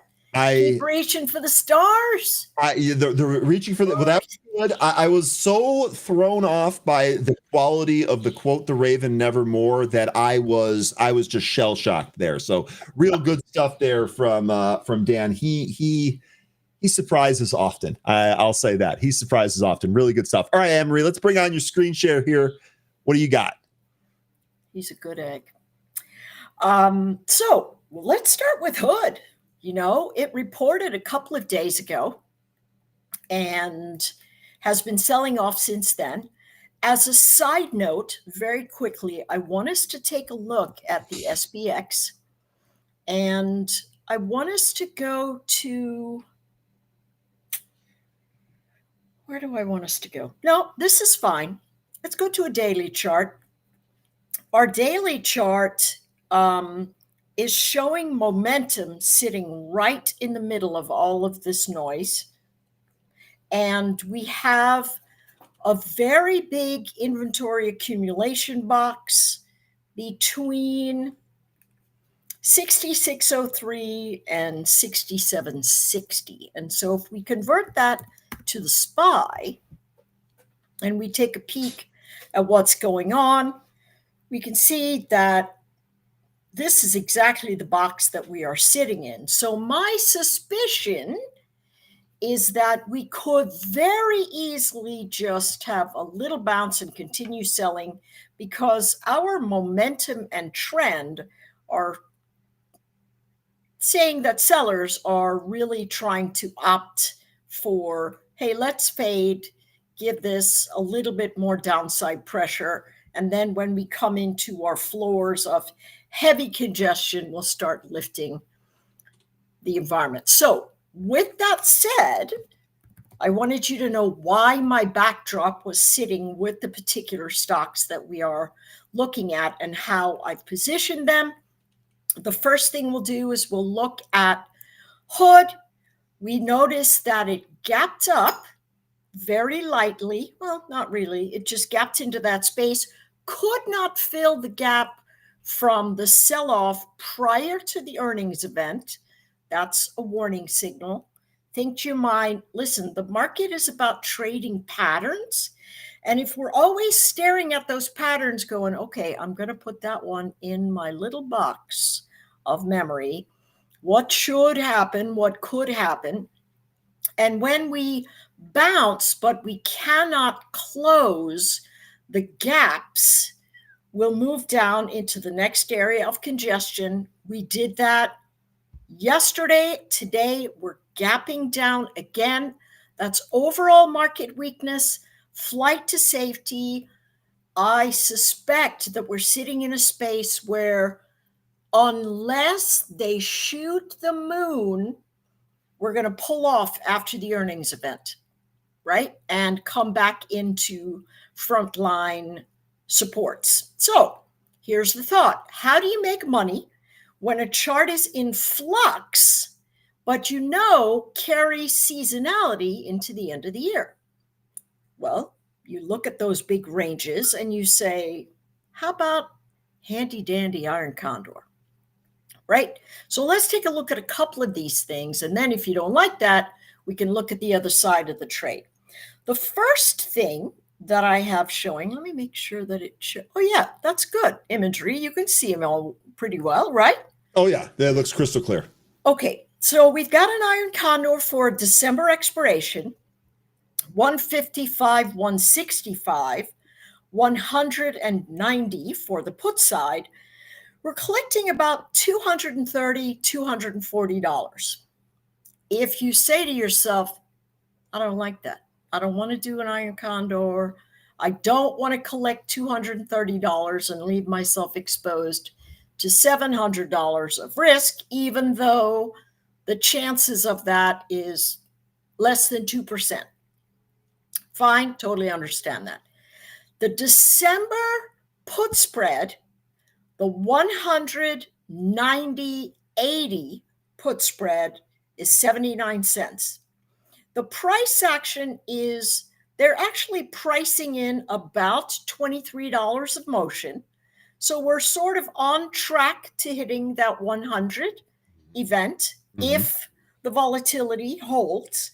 But if it doesn't and it presses to the north, our iron condor keeps us in the clear. Now, the next one is the call. Let's say you're dumb, Anne-Marie, which one of my nephews used to just love to say that. You're dumb. Oh my God. I did not see that one coming. I'll be honest with you. He did it mostly to make me laugh, but it still was, I still did want to punch him. Okay. Anyways, so the call side is the 135, 145, 155 call spread. It's 90. Here's the beauty. You can take all three of these if you like, because none of them interrupt with the other. The call can go well. The put can go well. The iron condor can go well. And either the call and the iron condor goes well, or the put and the iron condor goes well. But any two ways to slice it, it's a nice way to position for moves that you think might be extraordinary. And of course, if all of a sudden, now notice for the chart, if all of a sudden we fade and we keep fading into this frontline support, you want to look for that $100 test. And it's got seasonality that bounces into the end of the year. Take off the put side, let the call side run. Nice and easy. And I mean, the condor is funding both the flies anyway. So exactly. All right. The next one we'll look at is Aclo. Okay. So in a strange bit, I thought, I wonder what the book value of Aclo is. It's $4. I thought it might be single digits. So I wasn't looking at it. I was like, I can't wait to see what this is. Yeah, $4. So here we are again. Now, this earnings event is on the 11th. I do want to give a hat tip to myself and the Benzinga Pro room that we have. We actually looked at DoorDash. We had seen that fast casual was having a problem, and we thought, okay, DoorDash is going to have a problem. We could buy this spread from anywhere between a penny and 35 cents. It's like, I don't know, $4 this morning. So really nice trade. Good job, Pro members, if you happen to take that trade. It was really, really nice. All right, so here we are looking at Aclo, same sort of particular scenario. We know that in this nuclear event, Aclo is going to eventually pay, either because somebody buys Aclo or we actually get those mechanisms that are going to make nuclear energy a bigger forefront. We must shift to energy creation, especially as our cycles continue to where they're going. That being said, this one looks a little nerve-wracking, especially since for those of us that like patterns, we're seeing something that looks like an inverted head and shoulders. So here's a sad story. If we hit an inverted head and shoulders movement from the base of the neckline to the top of the head, that's going to give us about $70 of downside flow, which really puts this chart, way down here in the 40s. Now, I have no idea whether that's going to be the case or not. I don't use measured moves in the inverted head and shoulders, but a lot of people do. My big thought is, let's take a look at inventory accumulation and see what happened on the break. So we had something at 130. We're going to draw Fibonacci up to the top of that accumulation. We hit the 200 mark.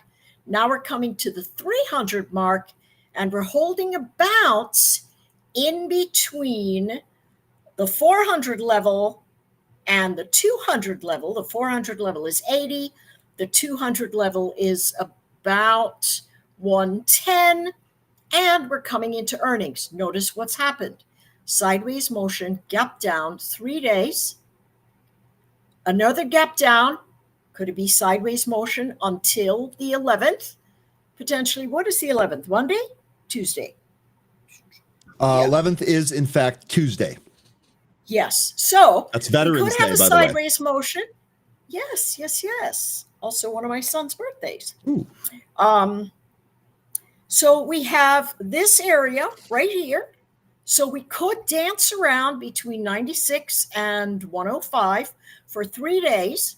And then our earnings do whatever they're going to do. They could gap down into the 400 slot or gap up and further.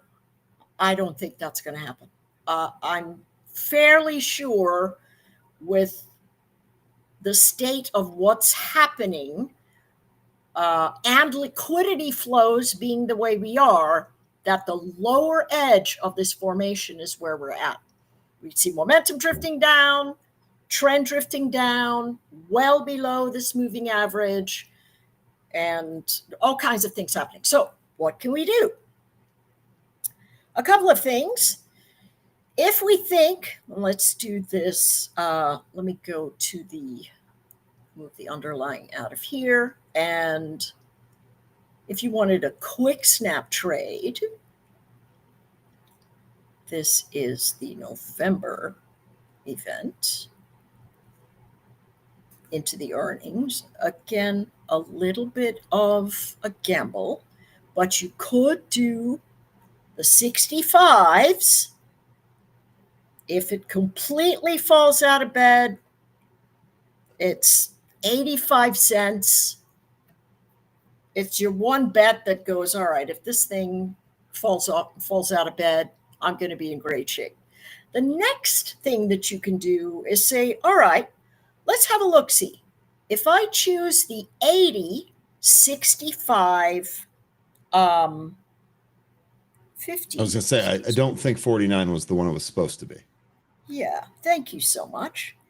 The 50 spread, it's expensive, 210. It tells me that there is volatility in there, and the traders are actually looking at that spread to participate, right? They're calling for $35 of motion, which puts the midpoint at 65. If you say, well,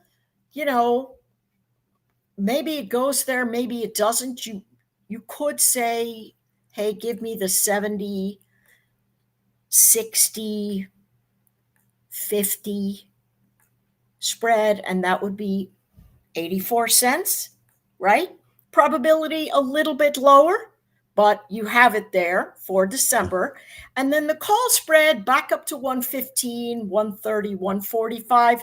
It's $1,500 wide. So it's a little bit more expensive, but it gives you a lot more room to be right. And that's why I would put that there if you were thinking all of a sudden we're going to get off into a great big Santa Claus rally and life is going to go well, because they are calling for a $35 move. I want to have that middle strike sitting right there at the sweet spot for volatility at that particular point. The next thing we could do is use the iron condor to pay for the formation, and it pays for it and leaves some left over. The 140 to 150, the 65 to 55 gives us $269. It pays for everything, whether you go just the put or the spread into December, whichever one you do, it's going to pay for everything. And then some if it actually moves in the right direction. But the measurements here, plus what's happening with how these guys are being defended when they don't have ideal formations, it is giving us a little bit of a potential downside draft. Okay, the next one on the list, Tesla. I'm not giving you time to breathe. No, yeah, take a look at Tesla. We're ready for it. All right. So if we take a look at Tesla, let's first look at the weekly time frame. All right. So what did Tesla do? Inventory correction or collection, excuse me. Inventory accumulation right in this box, 285 to 350. So what is that? $65, something like that. Breaks out and then moves up into this congestion zone and then breaks out of that zone. And now we're sitting here in another brand new congestion box. So what gives? Here's the big picture.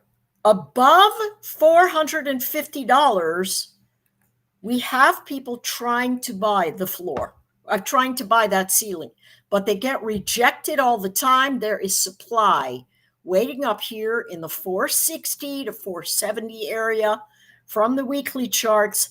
That's what we're seeing. Big accumulation. Now, once a chart falls back into the accumulation zone, it has a tendency to come to the base of that accumulation zone, right? Way back over here in the early parts of, I think maybe, I don't know if it was a couple months ago, we talk about Tesla all the time, but I did say, hey, if you want to take a look at what's going on in the future, I think I might have a picture of it. I had the calls and the puts there, and I had a general call spread from 410 to 420 that was about $2, and now it's like 5 something. So this easily could bounce right back up, but we have very nice volatility events if we look at December. So what are they calling for? $80 move, right? Literally puts us up at 510 if we go to the upside. The put side could easily come down into the 300s. I don't think that that's going to happen. So if you're saying to yourself, listen, I don't want to get in trouble with a short put if this falls off the rails. Tesla has got very, very bullish price action into the end of the year. You might go, this could be different. Maybe, but all the way down here, here's the gap fill. Here's 50% of that motion. It could be 374. If you say to yourself, listen, I want to go far away, right? You can easily go 370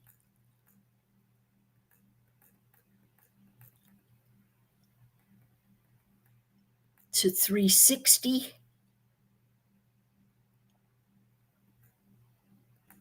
It would give you 367, still a really nice formation. I have the put butterfly at the end of December at 410 to 400 because if it fades and it loses these edges, it should reflexively try to recover the 400 slot, which would make that the sweet spot, and that's 50 cents. So if you're looking for the call side and you go, hey, listen, this is going to run up the rails, it's going to do great. Again, I don't think it is.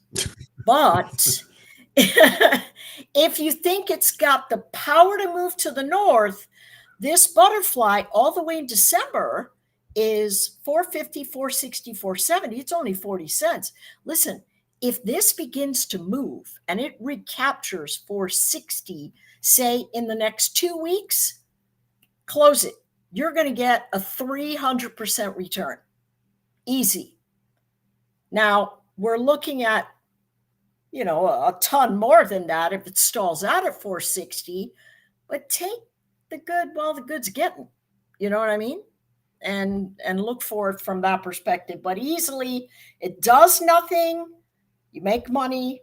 It does something, and you choose. If it does nothing, you keep those condor edges far enough away that the price action gives you some good feedback. So $90 saying, hey, listen, if it goes in either direction and stretches, I'm in great shape.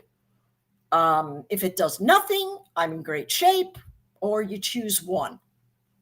Okay. Yeah. All right. Awesome. Yeah. Awesome stuff there on Tesla. We do have enough time for another one here?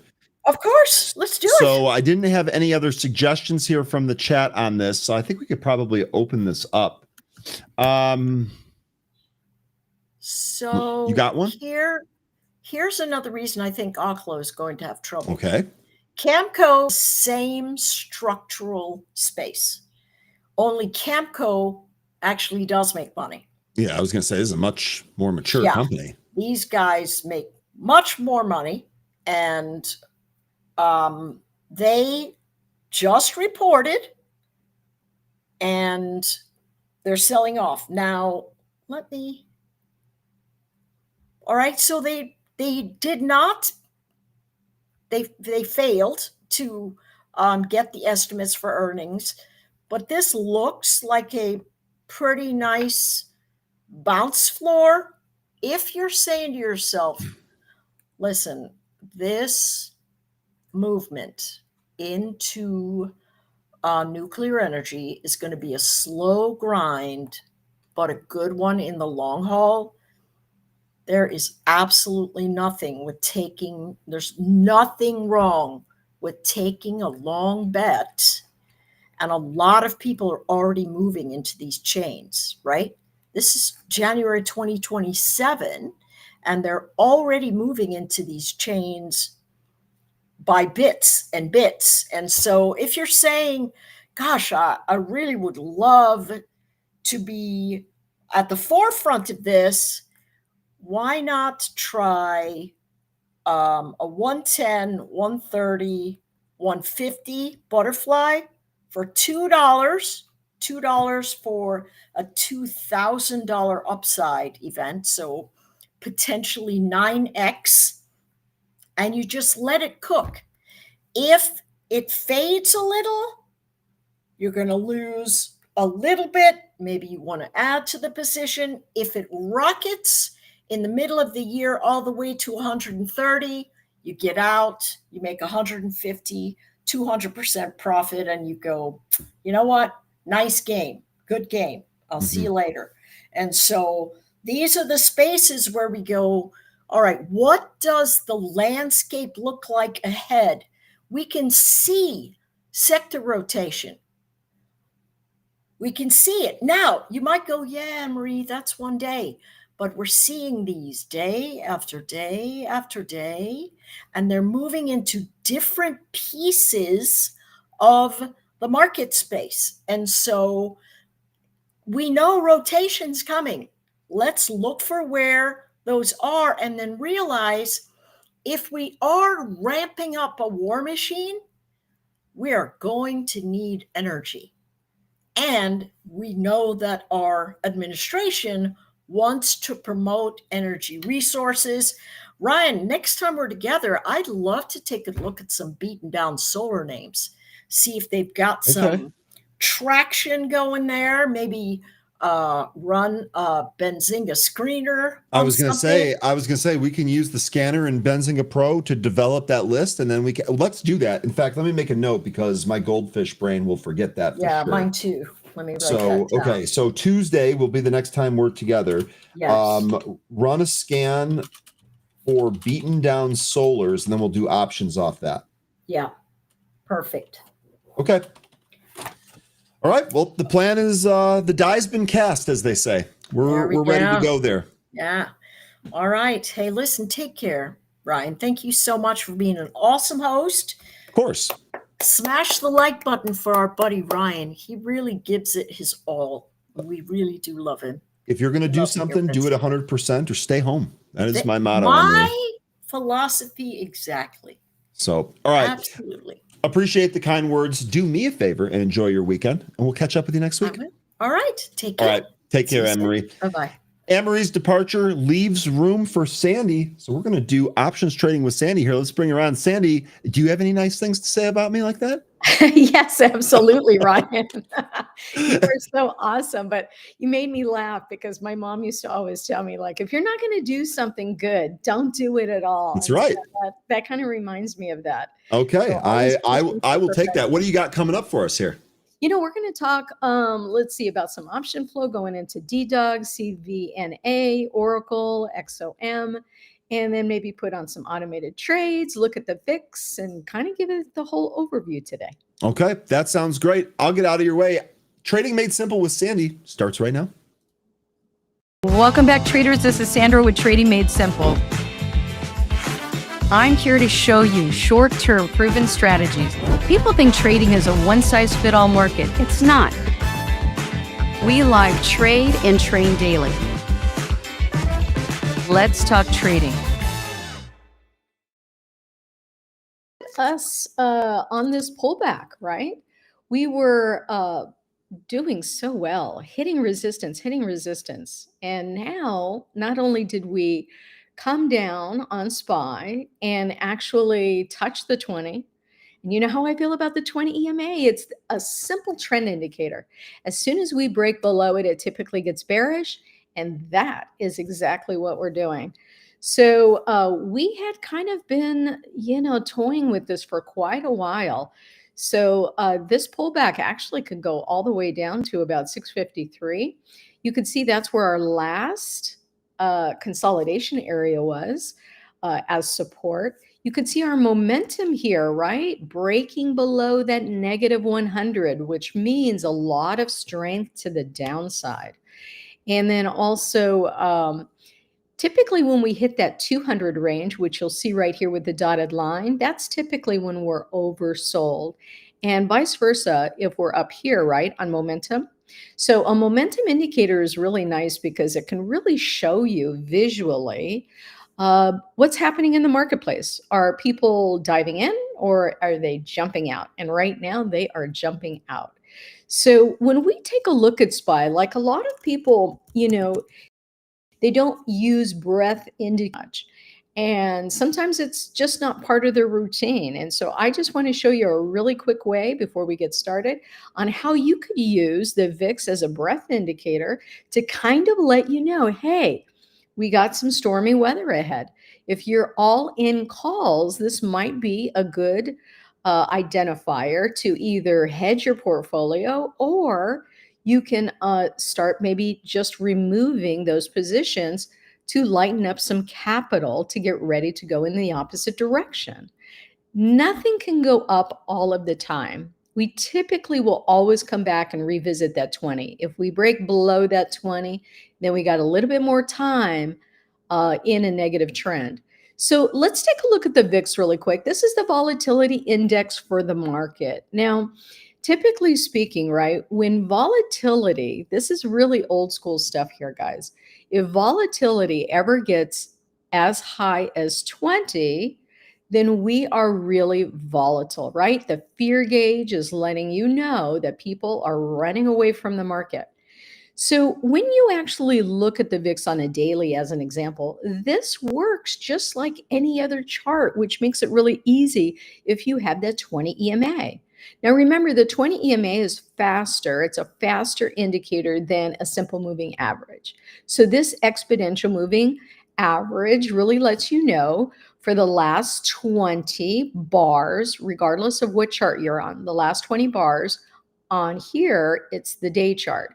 So the last 20 days, that's our average. And as you can see, we've been just kind of flatlining on the 20 while the VIX actually was going lower. Now, this is an opposite indicator, right? It's opposite than when the market projects. So if the VIX moves lower, then the market itself is going higher. If the VIX actually goes higher, then the market goes lower. So this is how you could use this as a breadth indicator. Look at that 20. You can see when we were underneath. So when we're having red momentum here, right? That's actually positive for the marketplace when we're in the red here, when we're underneath that 20. When we start to go into the green, that means momentum and the fear gauge is rising. Remember, when we rise on the VIX, this is a negative for the market as a whole. Okay. You're always going to have some outlier stocks that outperform when the entire market is going down, but still you want to follow the trend of the entire market. This will help you protect your portfolio, as well as your positions if you're going in weeklies, etc.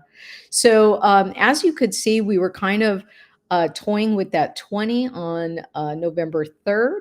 And then as soon as we popped above, momentum started to enter the market. And now you can see the VIX is at 22. We really need that VIX to be below the 20 range, as well as I would love to see the VIX break through that 20 to go lower, and then you'll see the market start recovering, right? So as we're reaching, as you can see, the VIX is actually reaching the 200 level, guys. So this works just like any other chart. As you can see, VIX is kind of rising up to the 200 level. Remember that that 200 level represents an overbought, oversold level. So right now that fear gauge is somewhat kind of getting exhausted here. Could we see this go higher? Yes. Look at this one candle here on October 10th, right? You could see that we broke above the 20. We were just kind of flatlining on the VIX. Then all of a sudden we broke above it, which means the market's going down.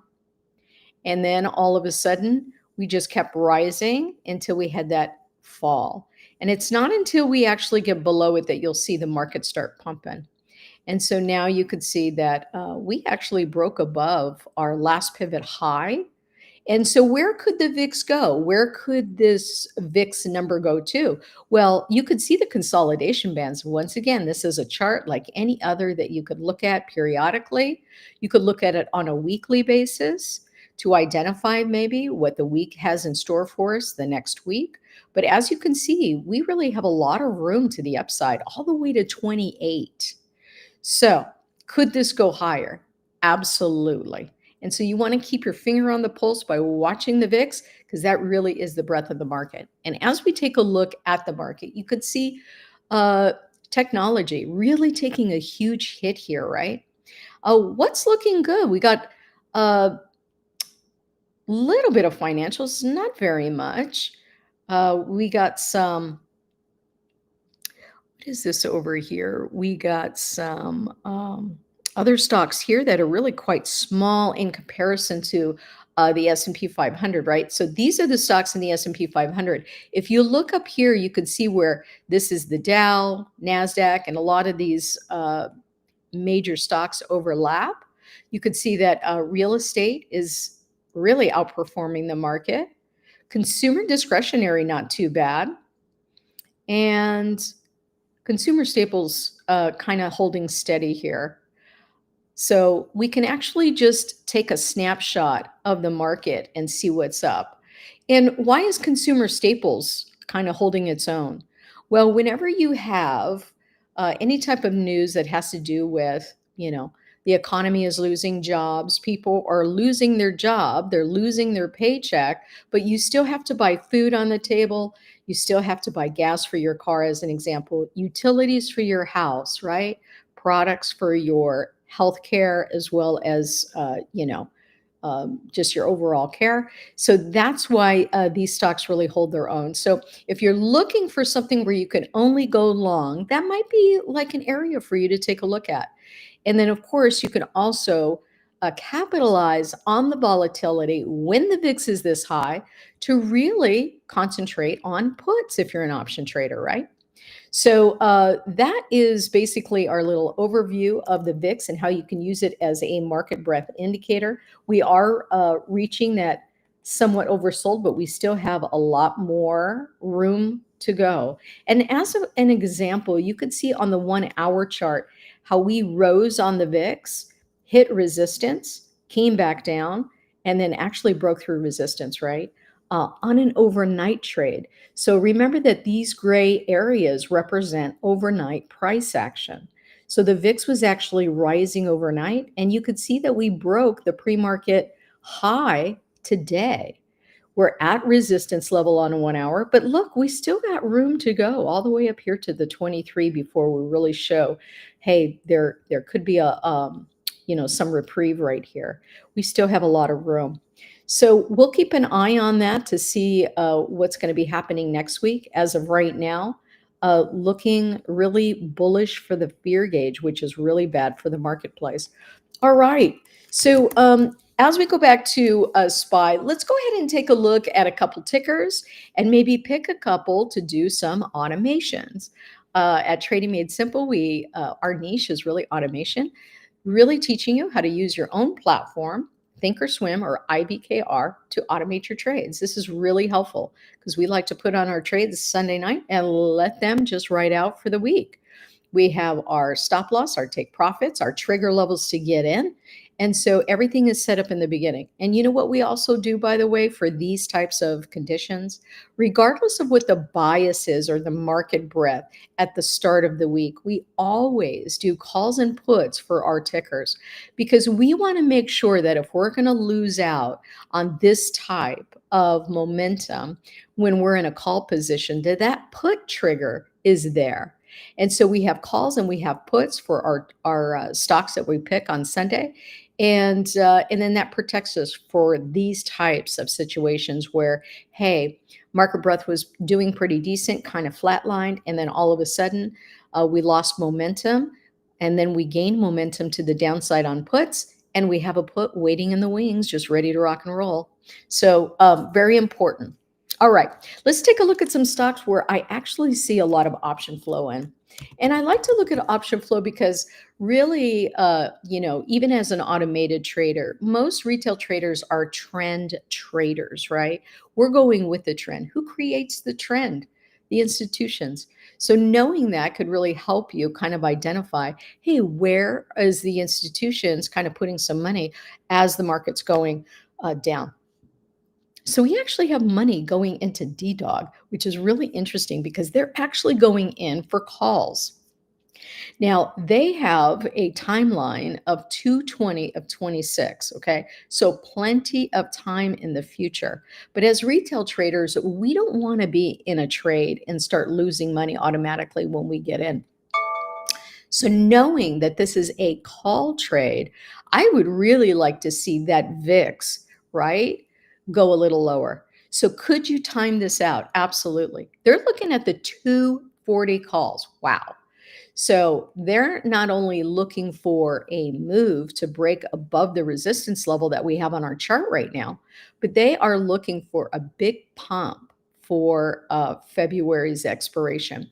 What could we do as an automator looking at DDOG, knowing that the target is at 240, but the breadth of the market is real negative. It's not very good for calls in this situation. Well, what you could do is actually look at where resistance is. You could see our pre-market high for a DDOG was at 194. Let's take a look at that on a shorter time frame. On an hourly, yes, you can see that the pre-market high here was at 194.92. I would just round it up and pad it to 195. You could say, hey, look, if we break above, let's say 195 or 195.50, then I'm going to feel more confident that we might have a leg up, that maybe the trend has changed. So with that, you can already assess the chart right now and then create an order for that. How would we do that? Let's go ahead and dive in. So what I'm going to do here is go to the trade tab of DDOG.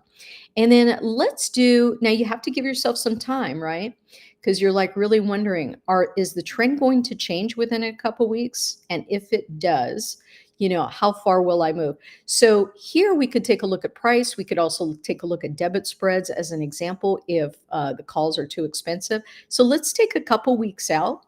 and take a look at a call. So they're looking actually to a 240 call, which is really out of the money. It's only 46, but there's not a lot of volume or open interest in it. I would stay away.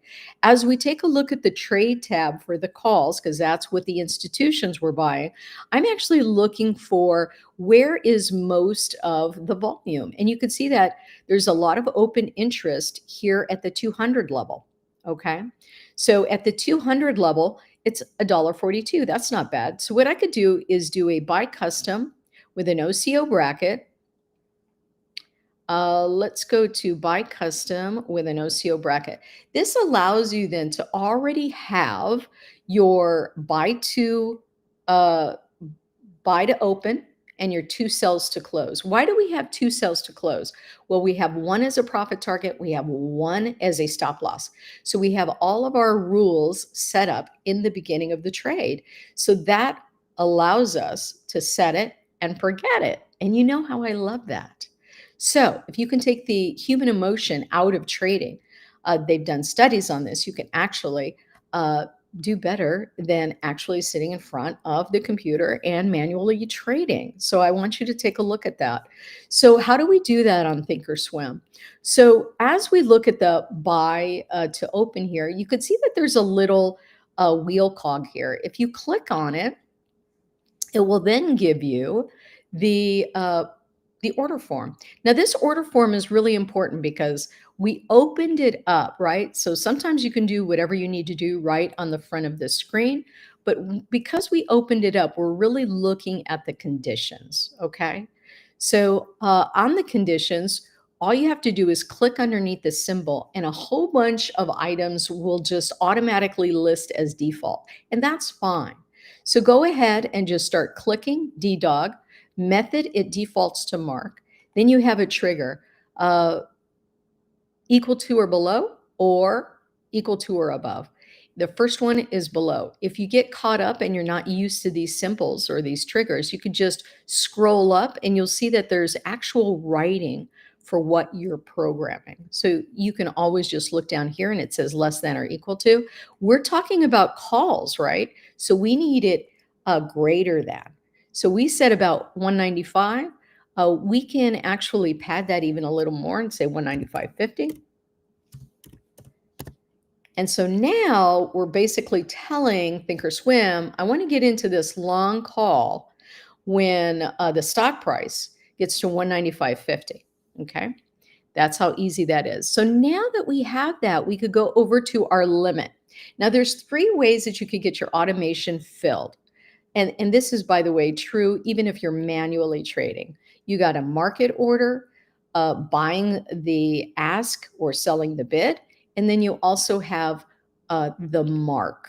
So when we come into automation, I'd like to get in as quickly as possible, but not pay market prices. So with that, I'm going to come over here and say buy the ask. That's the second of the 3. Market is the fastest. Buy the ask is the second fastest, and then mark is the third. So even though mark is slower, it's really good for your pricing. So if you're buying a ton of contracts and you're really concerned about how much you're paying for that contract and every cent counts, then you can do mark. Mark, if there's no volatility and the price is just kind of hanging right there, it'll get filled. But if there is some volatility, then I like to, and you know we've had a lot of volatility, I like to go for the buy the ask. So here, I'm also going to put time in force to be good till canceled, right? Either the expiration date that we chose is going to wipe this off the screen, or until I manually cancel this is what that means. If I kept it on day, then at the end of the day, this would just be wiped from my list. It wouldn't even continue. So that's another thing that you can take into consideration. So now that we have these parameters set, that's it. You're good to go for your buy to open when we break the threshold of 195.50, right? And isn't that where resistance is? It is. And so as we take a look at these calls, which is counter trend, but the institutions are seeing something, we could take advantage by just having patience. having patience and set the automation up. Now, what's going to be our stop loss? Well, their strike was 240. That could be your stop loss, or you can easily just set a trigger on the front of the order form as like, hey, I'm willing to take 25% as an example, and maybe a stop loss at 20 or 25%. And the way that you would do this, you could do it either by dollar amount or percentage. So as we take a look at these little tiny buttons on Thinkorswim, we could just click on that, and then you'll see that percentage pops up. Now, remember, when you're taking your profit, right? And that is what the limit order is your take profit. We need a plus sign here. When are we taking our profit? When we reach, let's say, 25%. And remember, you can program this any way you want to. And then what is my stop loss going to be? You're going to hit the trigger, and you could do the opposite for this. You could say a negative, as an example, 25%. And we'll go right here. Tab out of there. So here's my profit. Here's my stop loss. And you could see where it says STP for stop loss. You could see where it says stop for this order. Now you notice that the program is already saying, hey, there's something wrong. My confirm and send is all grayed out. The platform is actually helping you correct your error before you send it in. And it's really telling me that my time in force needs to match. I have a good till cancel, but I have day and day. So right here on the front of the screen, I can just go day and day. And then that's it. Now you can see my confirm and send button is lit up. It's ready for me to go. And now I can just hit confirm. Now, when we take a look at the dialog box, you really need to read it, right? Because this was your programming for automation. And it basically says, hey, buy this call when DDOG gets where? Above 195.50. Sell it with a 25% take profit. And also, if I don't get my 25% take profit, but I actually hit a negative 25%, well, then I want to get out when one of those conditions are met. And when one of these conditions are met, the other order will just automatically cancel the other order out. And that's called OCO. One cancels the other. All right. So we have our complete order set with the rules up front. And by the way, the institutions are using automation and with all their defined rules up front. That could mean volume, VWAP. You can actually program a lot of different conditions in here, but right now we're keeping it simple, just based on triggering that stock price. And that's how easy it can be. All right, so let's get over to some charts now. Let's take a look at some puts. So saw some institutions putting some puts in for Carvana. So this was a 240 put. They're looking at January. Now you can see that Carvana is actually up, right? We have some relative strength on a stock that actually is kind of going over to its pre-market high here at 293.60. What's so important about our pre-market? A lot of people don't use pre-market. Pre-market is actually a good identifier for what your day's range is. So as you can see, we have pre-market high, we have pre-market low. When you know your high and low, right, it also shows you your pre-market mid. What could you use your mid as? Point of control. Or you could just say, hey, look, if we break above our pre-market high, that's really bullish for Carvana. But if we kind of stay below that pre-market high, we can kind of stay in this range.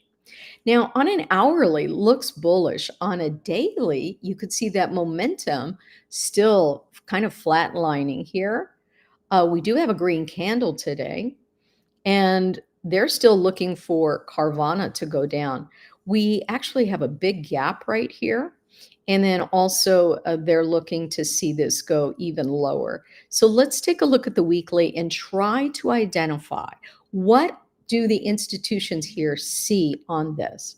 Well, yesterday we broke below that 20 on a weekly, right? And you could see we came and retested it, but went right back down. We broke below consolidation from 2 weeks ago. So these are all factors that really promote further downside movement.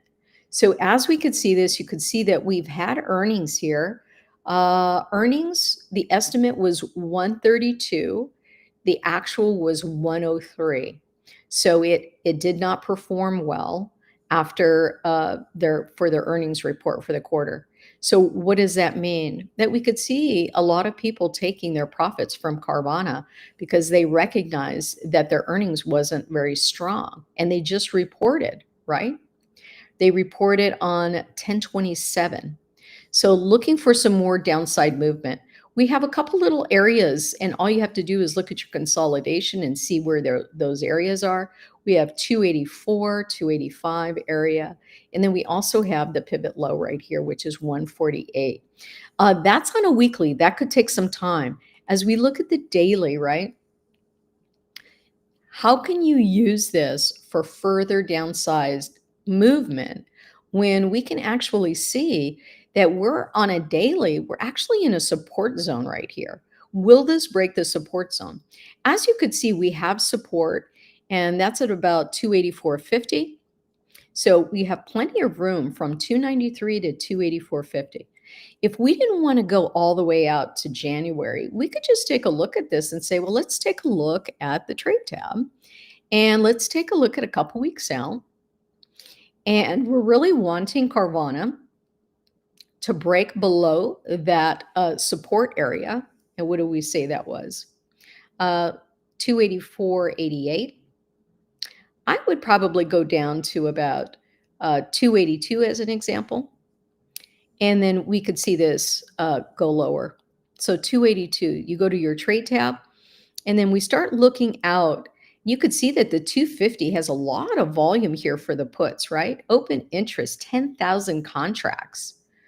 Whoa, that's probably, the institutions look like 240, but that's all the way in January. Do you really want to hold for that long? If you don't, you could just go a couple weeks and see if it pans out. Not all of institutional buying and selling actually pan out. So, but a lot do. And so when you start to kind of follow that, you can really start seeing how you can actually automate your trades or wait until some threshold happens. So you can actually take, I think, a 250 put right here. It's going to cost you $415. If this is $415, if that is too much, could you change this to a debit spread? Absolutely. So now as we take a look at maybe the 260, 250, 260 right here, it actually drops the price down to 210. It limits your upside, but it allows you to actually get into the position. And if it's a winning position, who cares? So here's another way, regardless of the spread that you're using, you could use the same format we just did on the previous trade on Carvana to automate a trade to the put side of this, right? And I showed you how to do that. You can rewind, take a look, and it'll be very easy for you to start setting your targets in this way. So even though you have the option flow, you don't have to get into the option flow today. You could wait for the market breadth, which is the VIX, to kind of let you know, I see institutions getting into calls. Let's take a look at those charts. And I'm really a trend trader. The trend in the market right now is really going for the puts, right? But this can turn on a dime. We have the entire weekend. It can turn on a tweet this weekend, couldn't it? I always say that you can be the most perfect chart analysis person, but if a news event or a tweet comes out, it's just going to blow up your chart, and then you've got to start all over again. And so instead of doing that, you can just kind of look at the trend, the breadth of the market, and then plan out your trade. Look for the calls, look for the puts, program those in, and you're good to go. What's another one? You know, I saw a lot of money going into XOM. Let's take a look at that, commodities. Let's take a look at a no spreads, just a regular single. You could see that we're on a day, we're actually hitting some resistance right here, but we still have room to go. And where is that room? Right here at this last pivot high, you can see that it's green and it's dotted here at 118.34. Looking pretty good with momentum, breaking above that zero line. Nice move today, by the way. We were in consolidation for about 4 days. What does that actually mean when you're in consolidation? When you're in consolidation, it means that something's going to happen soon. It might take 3 days, it might take 5 days, it might take 6 days. One of those things that could really help you identify when a big move is going to happen is when you can actually see the CCI breaking above that zero line. Because what does that really mean to us? It means that momentum is entering the market for this stock. And so if momentum, and by the way, my money is not captured in this bar. A couple $100,000 is not going to be captured in the bar. Institutional flow with millions and billions and trillions of dollars is captured in those bars. And so as you take a look at that, you can then say, who's really moving the market? The institutions are moving the market, not retail traders. Retail traders only account for about 3% of the marketplace. Think about that, guys. So if you have a stock that you see is consolidating for several days, you can actually set an alert on the chart to say, hey, when CCI breaks above the zero line, let me know with an alert. It'll text message or send me an email, depending on what you programmed in your notifications. Where's your notifications? It's right up here in the setup. And so this is one way you can keep track, or you could just program, hey, look, if we break above resistance, let's say, a 118 and 118.36 is pretty close to each other on a daily. And you can see that we have some resistance here. And for a long period of time, you can see where resistance has held for a really long time, which is really up here. So really, if you're looking for more upside, could you wait until we get above that 119? Yes. But whenever the market is typically lower, you're going to see a lot of certain sectors kind of rise. And one of them is energy, as well as fossil fuels like ExxonMobil. So I hope these tips and tricks were helpful to you. We'll see you next Friday. Have a great week, guys.